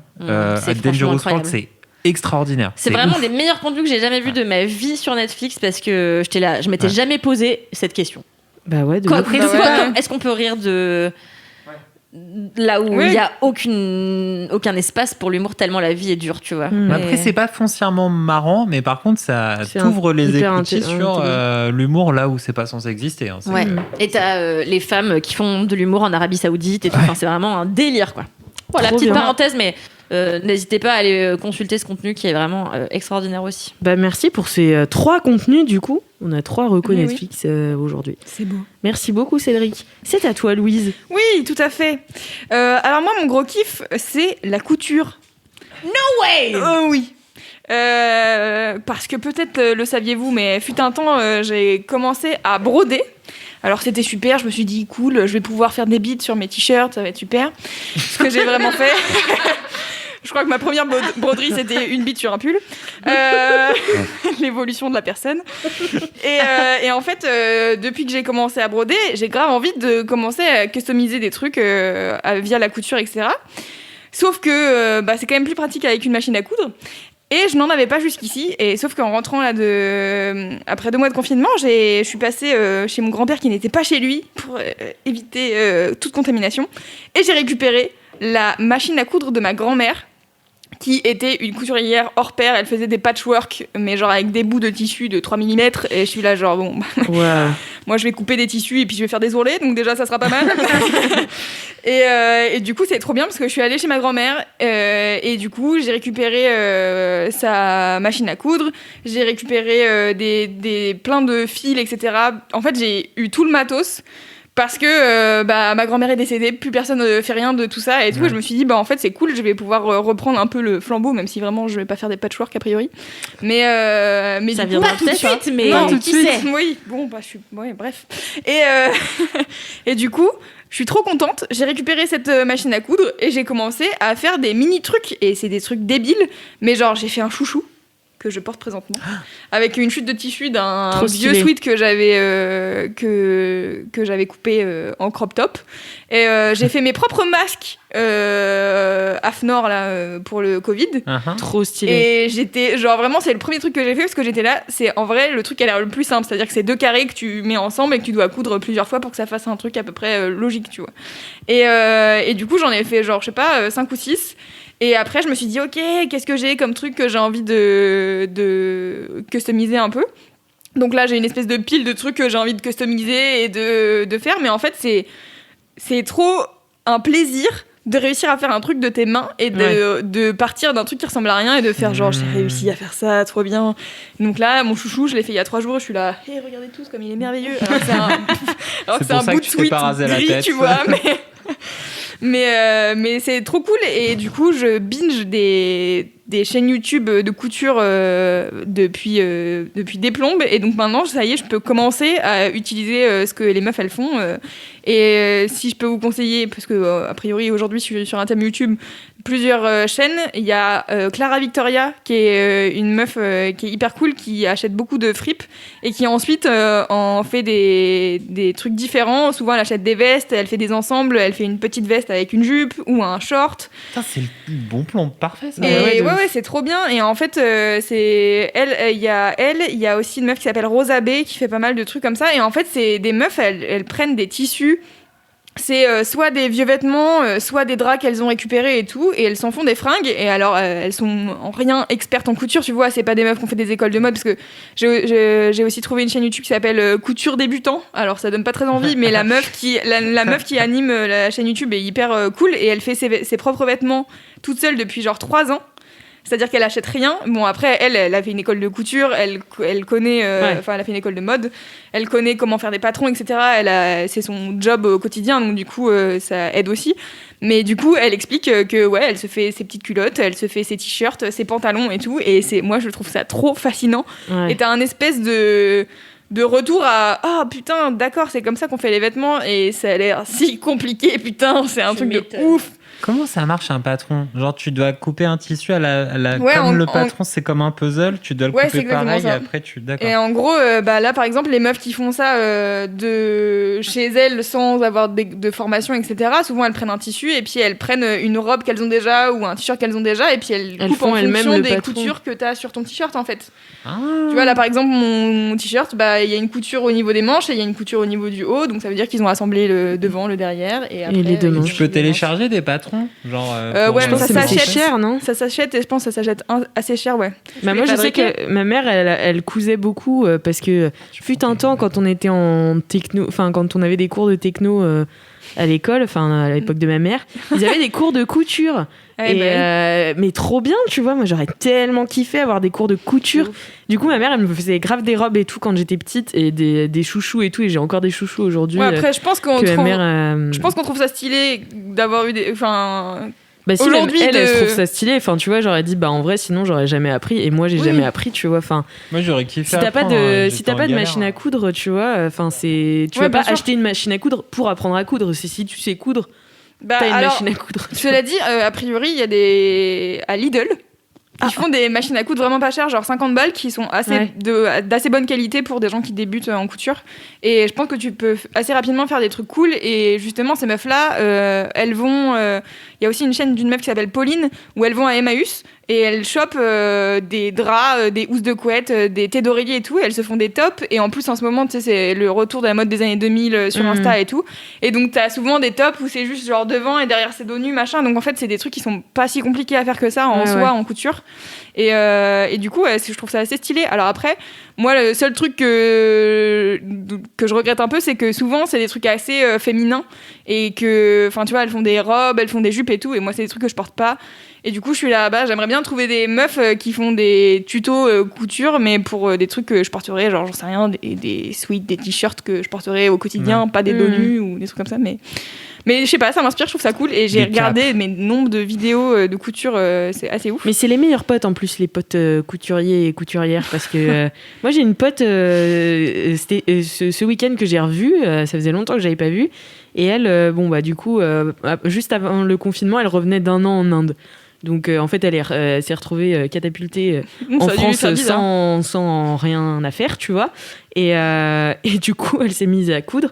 Elle nous avait ramené toutes chacune des petites pochettes avec des petits cotons démaquillants là cousus et tout, mais c'était vraiment le meilleur truc. Elle était là, non mais regardez pas les coutures, c'est atroce et tout. J'étais là, mais c'est génial, c'est du niveau professionnel. Je suis prêt à payer 40 € pour ça. Il y a ce truc de, comme il y a plein de pros qui font ça, dès que tu fais des trucs un peu genre mal finis et tout, t'es là genre oh non c'est trop nul. Genre là moi mon chouchou je l'ai recousu machin, j'étais là bon. Ah, c'est déjà ça, c'est pas grave. C'est la satisfaction d'avoir déjà façonné un truc de A à Z, quoi. C'est déjà une satisfaction énorme. Moi, j'aimerais trop savoir le faire.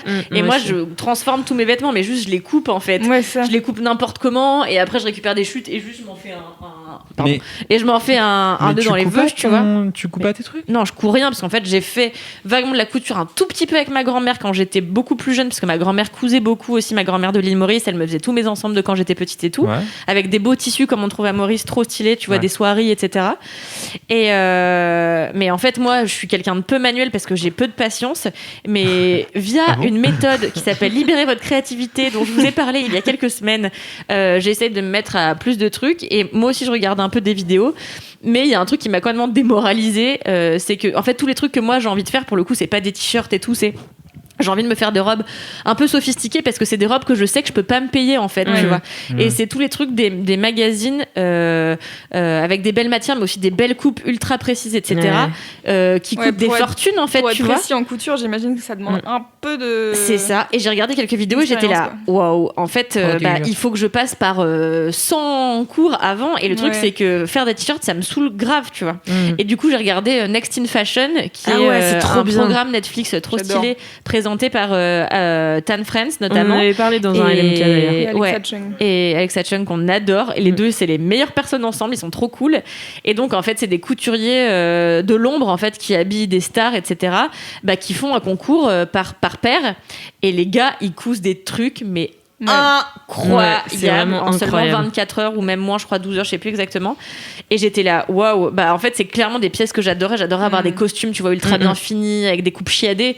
Mais vas-y, tu vois, en fait, c'est un métier, quoi. C'est les trucs les plus durs à faire. Mais c'est clair que Next in Fashion, moi, ça m'avait tellement donné envie de commencer la couture, et après, c'est ouf. Ouais, après, bon, les gens de... vénère. Ouais, c'est ça, les gens de Next in Fashion, ils ont un peu fait des écoles. C'est ça, tu vois, mais en fait, ils semblent tellement faciles. Enfin, tu vois, genre, ça semble tellement facile pour eux, ça leur vient super facilement, leurs idées. Tu trouves, parce que moi, je trouve que, oui, leurs idées, elles viennent facilement, mais je trouve qu'à chaque fois, sur le rendu de comment est-ce qu'ils font, etc., ils se prennent grave la tête. Et... Ah oui, ils se prennent la tête, mais c'est toujours super beau, tu vois.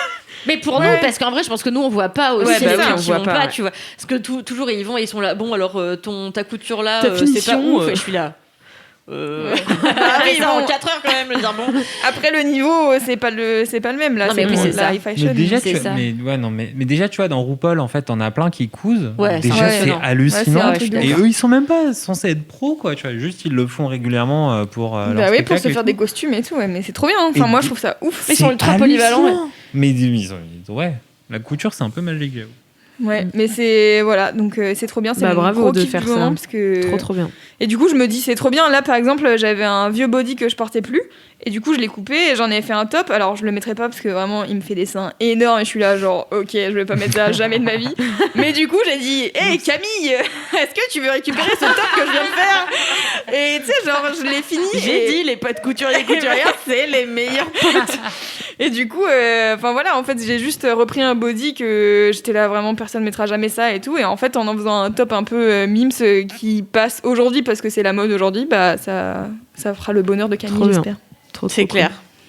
Bravo Louise. Ah, écoute, ça me fait plaisir. Enfin, jusqu'à ce qu'elle décide qu'elle aime plus ça et qu'elle décide de le vendre sans te demander ta permission à toi avant. Mais ça, je parle que d'expérience, quoi. Pourquoi elle t'a pris des vêtements qu'elle a vendus. Elle vient une fois me voir et elle me fait tiens, est-ce que tu veux récupérer ces vêtements que j'allais vendre sinon, qui sont des vêtements que je lui ai donnés par sympathie, genre. Voilà, ça m'a fait rire. Bah oui, mais si tu lui as donné. Bah ouais, je sais pas, enfin à ce moment-là, si tu les veux pas, rends-les-moi, mais les vends pas, tu vois. Ah, parce que tu les as prêtés. Bah en fait, je lui ai donné parce que ça lui plaisait, mais moi c'était des robes que j'aimais bien, tu vois. Enfin, il y a une robe à fleurs que je lui avais filée parce que ça lui allait bien, elle était contente, mais j'avais pas envie qu'elle la vende, tu vois. Enfin, ça. Tac, elle veut sa commission, quoi. Kalindi, tant qu'elle peut récupérer les vêtements, de toute manière. Bah, bien sûr. Ça, je vais vous dire. Mais d'ailleurs, Kalindi, c'est quoi ton gros kiff à toi? Ah oui, putain, j'ai oublié l'espace d'une seconde alors que c'est mon gros kiff de l'année. C'est la meilleure chose qui me soit jamais arrivée de toute ma vie. C'est sur Netflix. Oh là là. Et ça s'appelle Selling Sunset. Et c'est la meilleure émission de télé-réalité. Oh my god! On en a déjà parlé dans le dernier LMK, mais j'ai autorisé Kalindi à en reparler parce que je pense qu'elle a une vraie valeur ajoutée. C'est ma passion absolue. Alors le concept de Selling Sunset, alors déjà contexte. Une fois j'étais chez moi, je me faisais chier et je me dis putain, j'ai vraiment tout bouffé sur Netflix, c'est insupportable. Et là, je vois comme par magie en scrollant un contenu avec genre une maison avec une piscine de ouf, avec que des meufs ultra décolorées devant. Et je me dis, ça a l'air génial. Et t'as raison. Je clique et là, ça commence et je suis là, mais pourquoi personne ne m'avait parlé de ce contenu qui allait forcément être mon truc préféré? Et donc, le concept, il est tout simple. Enfin, oui, non. Oui. Bon, bah non, mais moi j'avais jamais vu de télé-réalité comme ça, à part Stéphane Plaza et ces trois connards là. Attends, Stéphane Plaza et Soleil. Ok, vas-y. Et en fait, le concept, c'est juste, ça se passe dans un cabinet de courtier en immobilier à Hollywood. Donc voilà. Et donc c'est deux frères qui s'appellent les frères, c'est Oppenheim, c'est ça? Oppenheim, ouais. Bon, bref, c'est deux frères jumeaux, Jason. C'est deux frères jumeaux chauves, bodybuildés, un peu courts sur pattes et très bronzés, qui, pour vendre leur baraque à plusieurs millions de dollars, vraiment plusieurs millions de dollars, sur la colline d'Hollywood, mais aussi à The Valley, etc., recrutent des nanas à la plastique très avantageuse et très plastifiées. Elles sont toutes très refaites, etc. Et en fait, donc, cette émission, c'est le quotidien de toutes ces nanas qui passent leur temps sur des talons de 15 et en costume fuchsia avec des strass à vendre des baraques à 40 millions de dollars sur la colline d'Hollywood. C'est du génie. Et t'as Chrishell et Christine, et donc c'est mon duo préféré. Et genre Chrishell, et ben en fait c'est un peu la meuf qui fout la merde dans la dynamique. C'est la big nouvelle. Attends, c'est des agents immobiliers du coup. Oui, c'est des agents immobiliers, c'est des courtiers en immobilier qui vendent des baraques à plusieurs millions de dollars sur la colline d'Hollywood. Et qui se font des commissions à genre millions de dollars, minimum 100 000 balles. Et après, genre, beaucoup, celle de 40 millions de dollars, je sais plus combien elle est. 1 million et quelques la commission. Et donc, les meufs, bien sûr, qu'est-ce qu'elles veulent? C'est vendre des baraques et vendre des baraques les plus chères possibles. Donc, elles se tirent parfois dans les pattes et tout. Et t'as, au début le premier épisode, c'est Chrishell qui arrive. Et Chrishell, c'est genre une meuf trop mimes, super sympa, super jolie. Et en fait, elle sort avec un des gars du cast de This Is Us. Bah, surtout, c'est le personnage principal. Je sais pas, jamais regardé. Bah, donc, le personnage Justin principal. Hartley. Voilà. Bon, ils sont divorcés aujourd'hui, vous le saurez, malheureusement pour eux, on est tous très tristes. Et donc, Chrishell, elle arrive, et tout de suite, Christine. Donc, Christine, c'est qui? Christine, c'est un peu la boss bitch du truc. Elle est pas contente du tout quand il y a des meufs qui arrivent. Elle dit, alors, elle, sa place, ce sera par terre au Caire. Et donc, Christine, elle a des cheveux blonds platine qui lui arrivent aux fesses. Elle a des rajouts, parfois, elle met des strass papillons dans ses cheveux. Ouais, des extensions. Elle a une bouche qu'elle fait toujours ultra rouge, le teint très pâle, les ongles de ouf, des chaussures de stripteaseuse. Je l'adore. Et Christine, c'est la pire meuf, elle a le pire caractère. Mais pourquoi? Christine est un être humain avant tout. Christine, elle s'est fait bolos pendant des années au lycée parce qu'en fait, c'est une meuf ultra grande qui était déjà très blonde. Enfin voilà, elle se faisait vachement mettre dans la case poufiasse des gens du lycée. Donc elle en a beaucoup souffert. Et donc elle a dû se construire une carapace pour pouvoir survivre dans ce milieu atroce en plus, parce qu'on l'apprend, c'est pas facile d'être courtière en immobilier à Hollywood. Bah c'est clair. Hein. C'est beaucoup de pression. C'est la compète. Beaucoup de pression. Parce qu'en plus t'as pas. Enfin, ce qu'elles disent aussi, c'est que en fait ton métier c'est pas. J'ai entendu ces trucs. Ton métier n'a pas d'horaire en fait, donc en fait plus tu vends, plus tu te fais de la thune. Mais si tu veux partir en vacances une semaine, y a pas de problème, tu vois, tu te barres, mais juste t'as pas d'argent quoi. Enfin. Si tu fais des commissions à 100 millions, si tu veux. Mais elles ne sont payées qu'à la commission. Donc elles peuvent payer qu'à la commission. 6 mois, 8 mois, si tu veux. Elles peuvent ne signer qu'une baraque en un an. Bon. Mais oui, en effet. Voilà, vivre avec 100 millions, a priori. Non, mais c'est pas 100 millions, 100 000. 100 000, oui. 100 000 le minimum. Ah, c'est vachement plus dur. Ah ouais, c'est difficile. Mais si tu veux, mais en fait, la base, ça n'est rien.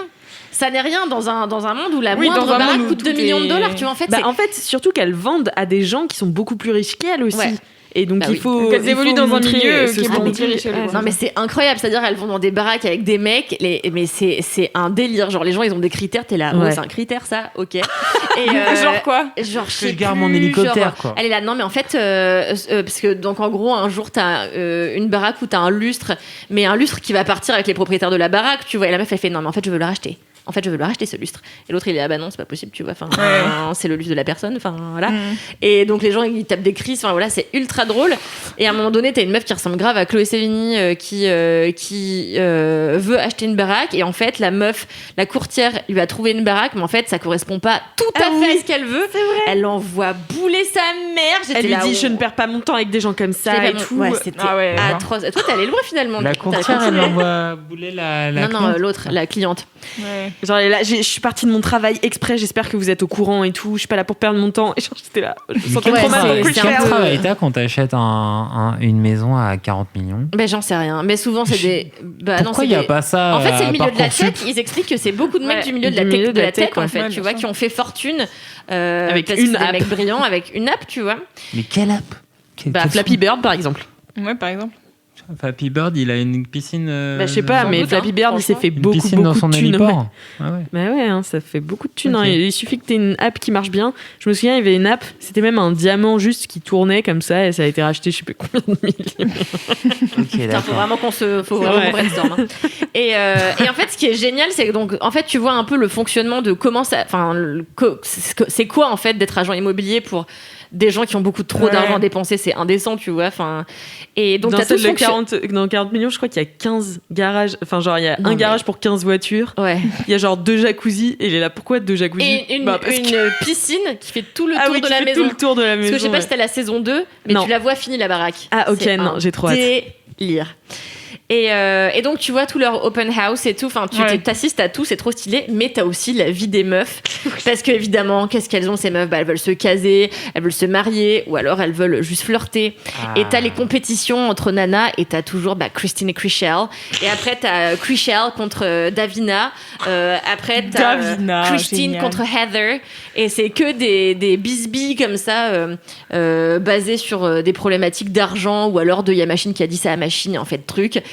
Et c'est vraiment la cour de récré, mais dans le milieu de l'ultra pognon, quoi. Ça n'a aucun sens. Mais surtout du bling fou, quoi. Enfin, du bling de ouf. C'est du et pognon. Je veux pas vous spoiler la saison 2, mais je vais le faire. Pitié, non. Vite fait, non, mais juste, Christine, qui est la meuf too much, organise une soirée où elle a, par exemple, un zèbre, en toute humilité. Il y a un zèbre dans le jardin. Et la meuf fait ça va être casual ce soir et tout. Et donc tout le monde est là. Non, c'est Christine, c'est impossible que ce soit chillax, tu vois. Et donc les gens se sapent un peu. Mais en fait, la meuf, elle est là. Il y a des trapézistes. Il y a un zèbre dans le jardin peint en rouge. Enfin, c'est genre ridicule. Ils sont zinzin. T'as une meuf qui se marie, t'es là. Beaucoup trop d'argent. Beaucoup trop d'argent. Enfin, c'est fascinant. Et depuis, j'ai envie d'appeler tout le monde Chrishell. Et j'ai envie d'être à la fois Chrishell, Christine. Et je me suis trop identifiée à ces meufs alors que nos vies n'ont strictement rien à voir puisque je vis dans 35 mètres carrés dans le 18e arrondissement. Déjà, tu vis dans 35 mètres carrés, c'est pas mal. Ce qui est déjà pas mal. Ouais. Et voilà, mais c'est un beau quand même gros assez kiff. loin. Mais en effet, ça change de 3 hectares de maison. Hein. Ça change. Et à 2 étoiles près, hein, c'était ta vie. Hein. Ouais. Et j'adore, il y a 2 saisons et je les ai bouffées en 3 jours et j'ai recommencé à regarder la saison 1 parce que c'est trop ma passion. Non mais c'est ma passion et tellement c'est ma passion, après j'étais là, je suis déprimée parce que je sais pas quoi regarder, du coup j'ai regardé Styling Hollywood sur des gars qui font des fringues pour les actrices noires américaines et après j'ai regardé en toute logique les Real Housewives of Beverly Hills. Logique. Mais ça c'est un peu chiant parce que bon c'est des meufs de 50 piges qui sont préoccupés par leur Yorkshire, quoi. Donc c'est moins intéressant que Selling Sunset où t'as des vrais enjeux en fait qui sont comment tu gères des baraques avec autant de fric, tu vois, ça n'a aucun sens. Donc je vous conseille Selling Sunset. Louise, toi qui aimes bien parfois la télé-réalité. Ah bah j'adore. J'ai regardé tous les trucs là sur Netflix. Ça pourrait j'ai regardé te The plaire. Circle, toutes les saisons. J'ai regardé Too Hot to Handle. Ouais. Compliqué Too Hot to Handle. J'aurais aimé en faire un podcast complet. Vous en avez pas parlé dans Popcorn ? On en a parlé dans Entre de Chouins. On en a parlé dans Entre de Chouins, mais en fait, c'est surtout, il y a une double culpabilisation de ce truc. C'est genre vraiment. C'est pour ça, je pense qu'il y a plein de choses à dire sur Too Hot to Handle. Mais ça serait pas dans Laisse-moi kiffer. Non. Non, c'est pas trop. Non, mais c'est vrai qu'on aurait pu en dédier un épisode, comme on aurait pu dédier un épisode sur le Popcorn à Selling Sunset. Oui, bien sûr, c'est toujours possible. La saison 3 arrive le 9 août. Oulala, préparez-vous. Tenez-vous prêts. Merci Kalindi pour ce gros kiff vraiment superbe. C'est vrai que moi aussi je vous recommande. De rien, Chrishell. Moi j'étais, comme je disais dans le dernier épisode, j'étais un petit peu surprise au début parce que je m'attendais vraiment à un truc Stéphane Plaza parce que tu me l'avais. Mais non, mais elle me l'avait pitché en genre 2 mots. Elle m'avait dit c'est des meufs. Non mais elle m'avait dit c'est des meufs qui vendent des grandes maisons à Hollywood. J'étais là, génial, tu vois, j'adore Los Angeles et tout. Enfin c'est mon rêve d'y aller. J'ai trop envie de voir les baraques qu'il y a là-bas, tu vois. Et en fait, les baraques, c'est super secondaire, vraiment, dans la série. Je suis pas d'accord, mais... Non, mais c'est super secondaire. C'est plus leur life, ouais. c'est plus leurs engueulades à l'agence. C'est clair. Life in the hood. Eh bien, j'enchaîne pour terminer cette émission avec mon propre gros kiff. Oui. Quel est-il ? Alors... Non mais je suis ravie de vous faire ce gros kiff parce que donc déjà c'est un jeu de société mais c'est une partie de jeu de société. Puisque connaissez-vous le Burger Quiz ? Bien sûr. Non, c'est quoi ? T'es sérieux ? Contexte ? J'adore le Burger Quiz. Le Burger Quiz est une émission présentée par Alain Chabat qui réunit 4 invités de marque, donc des acteurs, souvent des potes d'Alain Chabat.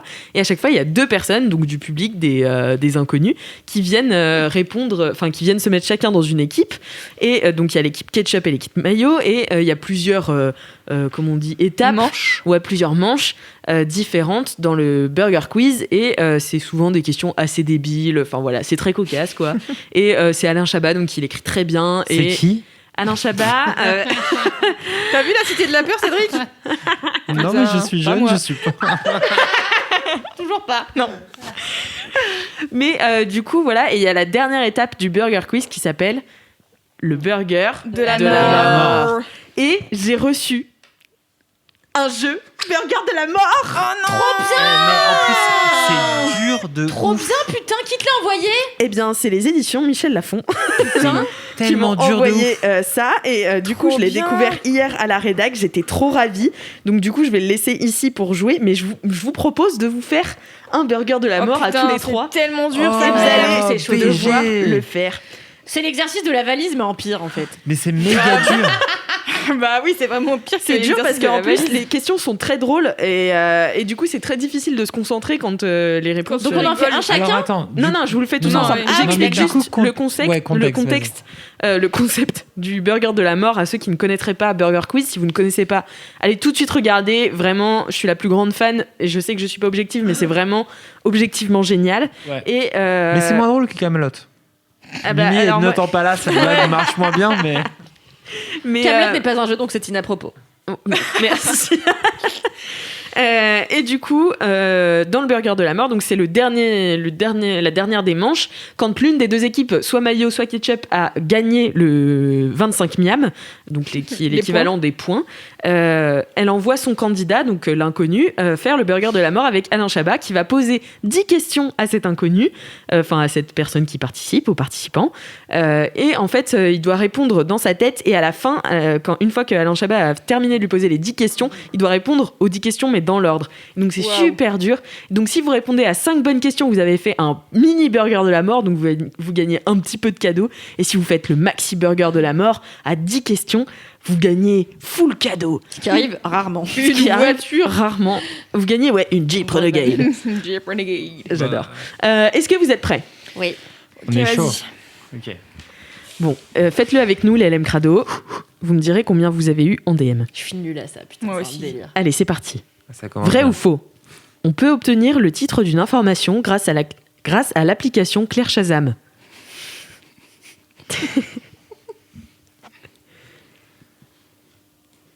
Combien de langues parlez-vous? Merci de ne pas me répondre en français, s'il vous plaît.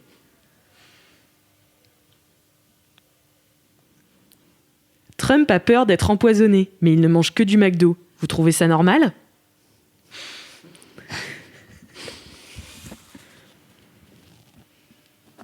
En additionnant les villes 4 et 3, obtiens-t-on 7?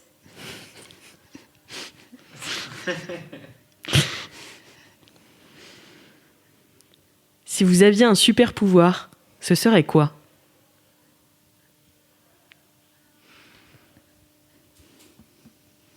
À votre avis, peut-on dire d'un biscuit apéritif obsessionnel qu'il a des tucs?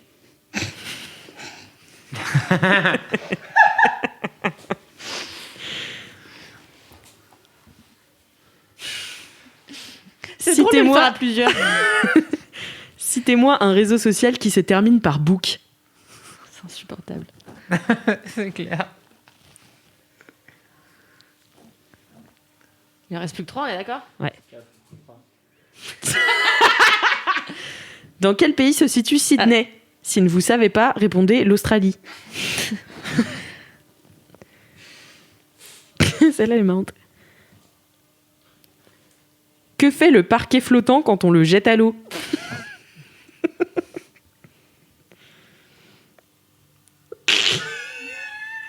Arrête de rire. J'en avais presque. Et enfin, vrai ou faux?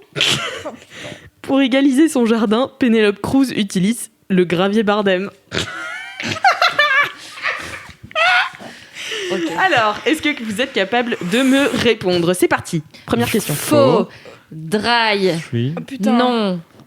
Oui. Voler. Téléporter. Oui. Facebook. Ouais. Putain, Kalindi en fire. Australie. Oui. Ouais. Merde. Non, si, je sais, c'est drôle. Oui, c'est marrant. C'est sur la déco. Oui, il flotte. Oui. Penelope Cruz.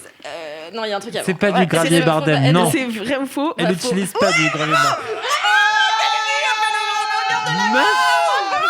Tu viens de gagner une Jeep Renegade. Putain, quelle folie. J'ai plus qu'à m'inscrire. Putain, mais t'es surpuissant. Franchement, non mais what? Mais il était pas si pas compliqué. j'avais même pas le petit, moi. je pense que je l'avais. Mais c'est parce que moi, quand je regarde à la télé, je suis tout le temps déconcentrée dès qu'il y a une vanne. Et du coup, j'arrête parce que c'est pas moi qui joue. Donc du coup, je suis là, genre, c'est pas grave, j'avais 4 réponses. Mais là, j'étais concentrée, j'étais là, ok, je suis sur un rythme. Ouais. Faux? Oui. de machin. Mais en plus, oui, il était facile. En fait, il était dur et facile dans celui-là parce qu'il y avait beaucoup de oui, non et faux. Ouais. Et mais du coup, c'est un peu dur parce que tu peux les confondre aussi, tu vois. Ouais, c'est ça. Non, mais Drive. Donc voilà. Mais en tout cas, l'allemand. Bien wesh. Ouais. En tout cas, dans ce jeu que je vous mettrai dans les notes de ce podcast, il y a un bon nombre. Enfin, comme vous pouvez le voir, ceux qui sont autour de la table, il y a vraiment pas mal de cartes. Ça peut vous faire de sacrées soirées, je pense. Moins 7 ou 8. Et c'est très drôle parce qu'il y a un petit fascicule. Alors je vous lis un petit bout du fascicule parce que tout est très bien écrit. Cet épisode n'est pas sponsorisé. Non, en plus c'est pas du tout sponsorisé, mais vraiment j'adore.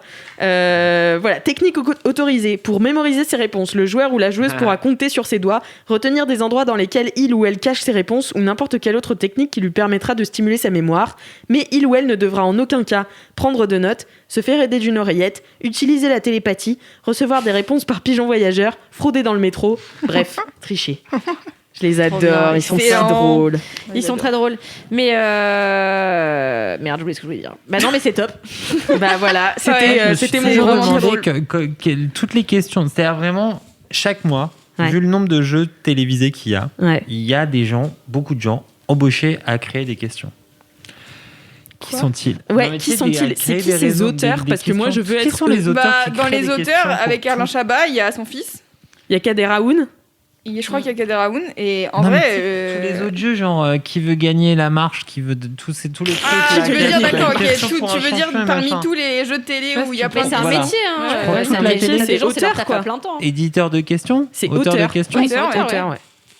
Ou alors concepteur, concepteur. Tu fais quoi? Tu passes ta vie sur Wikipédia, tu fais ça ferait une bonne question. Bah ouais, c'est la capitale de ma bite. Enfin, tu vois, c'est plus marrant, à mon avis, c'est plus marrant d'être auteur pour le Burger Quiz que pour qui veut prendre sa place, tu vois. Ouais. Peut-être que tu apprends moins de trucs. Ben non, parce que Burger Quiz, ça prend vraiment beaucoup de trucs. Moi, j'ai vraiment une passion pour faire... Comment dire faritas en espagnol? Je sais pas si c'est... Mais si, mais parce que, en fait, je sais pas, dans Burger Quiz, t'apprends tellement de choses. Et moi, j'adore vraiment faire des Burger Quiz pour mes amis. C'est vraiment mon obsession ultime. Genre, quand j'étais à Rouen avec mes amis, je réunissais à chaque fois 2 colocs et je faisais l'animateur et je faisais toutes les questions. J'ai un PowerPoint prêt, tu vois. Et genre, je le refais à chaque fois. Et dernièrement, j'en ai parlé donc dans un Laisse-moi kiffer de confiné, que je faisais des après-midi jeux avec mes amis à distance. Et du coup, j'avais organisé, quand c'était à moi d'organiser, j'avais fait tout un Burger Quiz à distance et tout. Enfin, c'était génial. C'est vraiment ma passion. Elle fait les mariages et les bar mitzvahs aussi. Ah non, mais tu sais que moi, si je pouvais être Alain Chabat, genre je signe aujourd'hui même, tu vois. Mais ils avaient fait un super épisode là très récemment, enfin pas forcément très récemment, mais dans les nouveaux qui ont sorti cette année là, qu'ils ont sorti. Il y a eu Alexandre Astier et ils avaient fait tout un truc avec des fausses expériences. Et ils étaient censés genre deviner quel était le bruit de quoi, et donc des fois c'était genre une chaussure qui tombe sur des billes. Ah mais et il faut écouter genre 4 bruits différents, et t'es là ça peut être tout. Ou le truc où comment est-ce que tu fais rentrer cet œuf dans cette carafe? Et tu sais, genre c'est là, attends, il y a vraiment une solution, et en fait non, juste ils te foutent de ta gueule et tu peux pas du tout, enfin, et du coup c'est beaucoup trop drôle. Et en fait ils sont ultra inventifs et ils font plein d'épisodes un peu hors série, un peu spéciaux, et notamment ils avaient fait un épisode, j'avais fait un article sur Mademoiselle qui était un hommage à Gérard Darmon décédé, sauf que Gérard Darmon n'est pas mort. Du coup il fêtait l'anniversaire de sa mort de 10 ans, tu vois, et après il faisait entrer un mec qui était l'imitateur officiel de Gérard Darmon et qui était Gérard Darmon déguisé. C'était la voix officielle de Gérard Darmon, et genre il avait des dates dans toute la France et tout. C'était n'importe quoi. Ils avaient créé un compte Instagram et tout. Non mais je les aime tellement. Enfin, Est-ce que Twitter les a pris au sérieux? Est-ce qu'il y a vraiment des gens sur Twitter mais je pense qu'il y a des gens qui l'ont pris au sérieux, parce que moi vraiment quand je suis tombée dessus, j'étais là quoi. Mais non, parce qu'en fait c'était un truc qu'ils avaient fait déjà dans le Burger Quiz il y a 10 piges, et du coup juste ils aiment régaler leurs anciens auditeurs, quoi. On les adore. Mais ça marche aussi pour les nouveaux, parce que moi je regardais pas franchement il y a 10 ans, parce que c'était pas trop de mon âge, mais et j'avais regardé un peu des vieux épisodes, mais en fait comme c'est très des blagues sur l'actu et tout, en fait ça vieillit vite, parce que du coup je sais plus la moitié des personnes qui sont invitées, enfin tu vois, je les connais pas. Mais le problème du Burger Quiz, c'est toujours le même truc que dans beaucoup de programmes, c'est le casting. En fait, le casting fait tout dans l'émission, et en fait, il suffit que tu aies un élément un peu moins fort.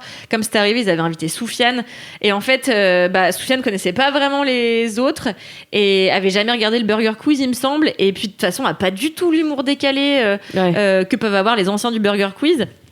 Et en fait, ça crée carrément un espèce de malaise, je trouve, pour le spectateur. Et j'étais là, ouais, en vrai, moi, il y a que les vieux que j'ai envie de voir, tu vois, à part Alexandre Astier que j'ai envie de voir partout et tout le temps, tu vois. Mais Marina Foïs, c'est vraiment ma passion. Bah ouais, mais pareil, une vieille, tu vois. Mais moi, c'est une de mes meufs préférées au monde, Marina Foïs. Je trouve que c'est la meuf la plus drôle. Mais t'as Marina Rollman qui est ultra drôle aussi. T'en as, ça marche vachement bien. Mais en fait, il faut prendre des humoristes parce que je trouve que dès qu'ils sortent un peu de ce format-là, en fait, il faut prendre ses potes, tu vois, je pense. Ses potes Alain Chabat, ils sont marrants, tu vois. Oui. Même il est pote un peu avec Pierre Ninet et tout. Même si je sais que Pierre Ninet peut être agaçant, moi je l'adore et je le trouve à chaque fois très drôle. Et enfin, je sais pas, je suis fan. Voilà, de Burger Quiz et de ce mini-jeu Burger de la mort. Donc si vous avez déjà le Burger Quiz, donc c'est... Ah oui, j'avais pas vu, c'est 100 cartes. Donc ça fait quand même un petit paquet. 100 apéros. Trop bien. Et bien voilà, c'est la fin de cette émission. Déjà. Oh là là là là là là. Déjà, oui, ça fait 1h47 qu'on tourne. À votre avis, est-ce que votre avis compte? On va terminer sur cette question. Vous avez autant d'heures que Laisse-moi kiffer a duré depuis le début. Pour répondre à cette question. Et vous pouvez répondre tout à fait dans les commentaires Apple Podcast en laissant 5 étoiles par exemple. Et n'oubliez pas aussi de nous envoyer vos dédicaces, vos vides bolos, vos jingles à laisse-moi kiffer @mademoiselle.com.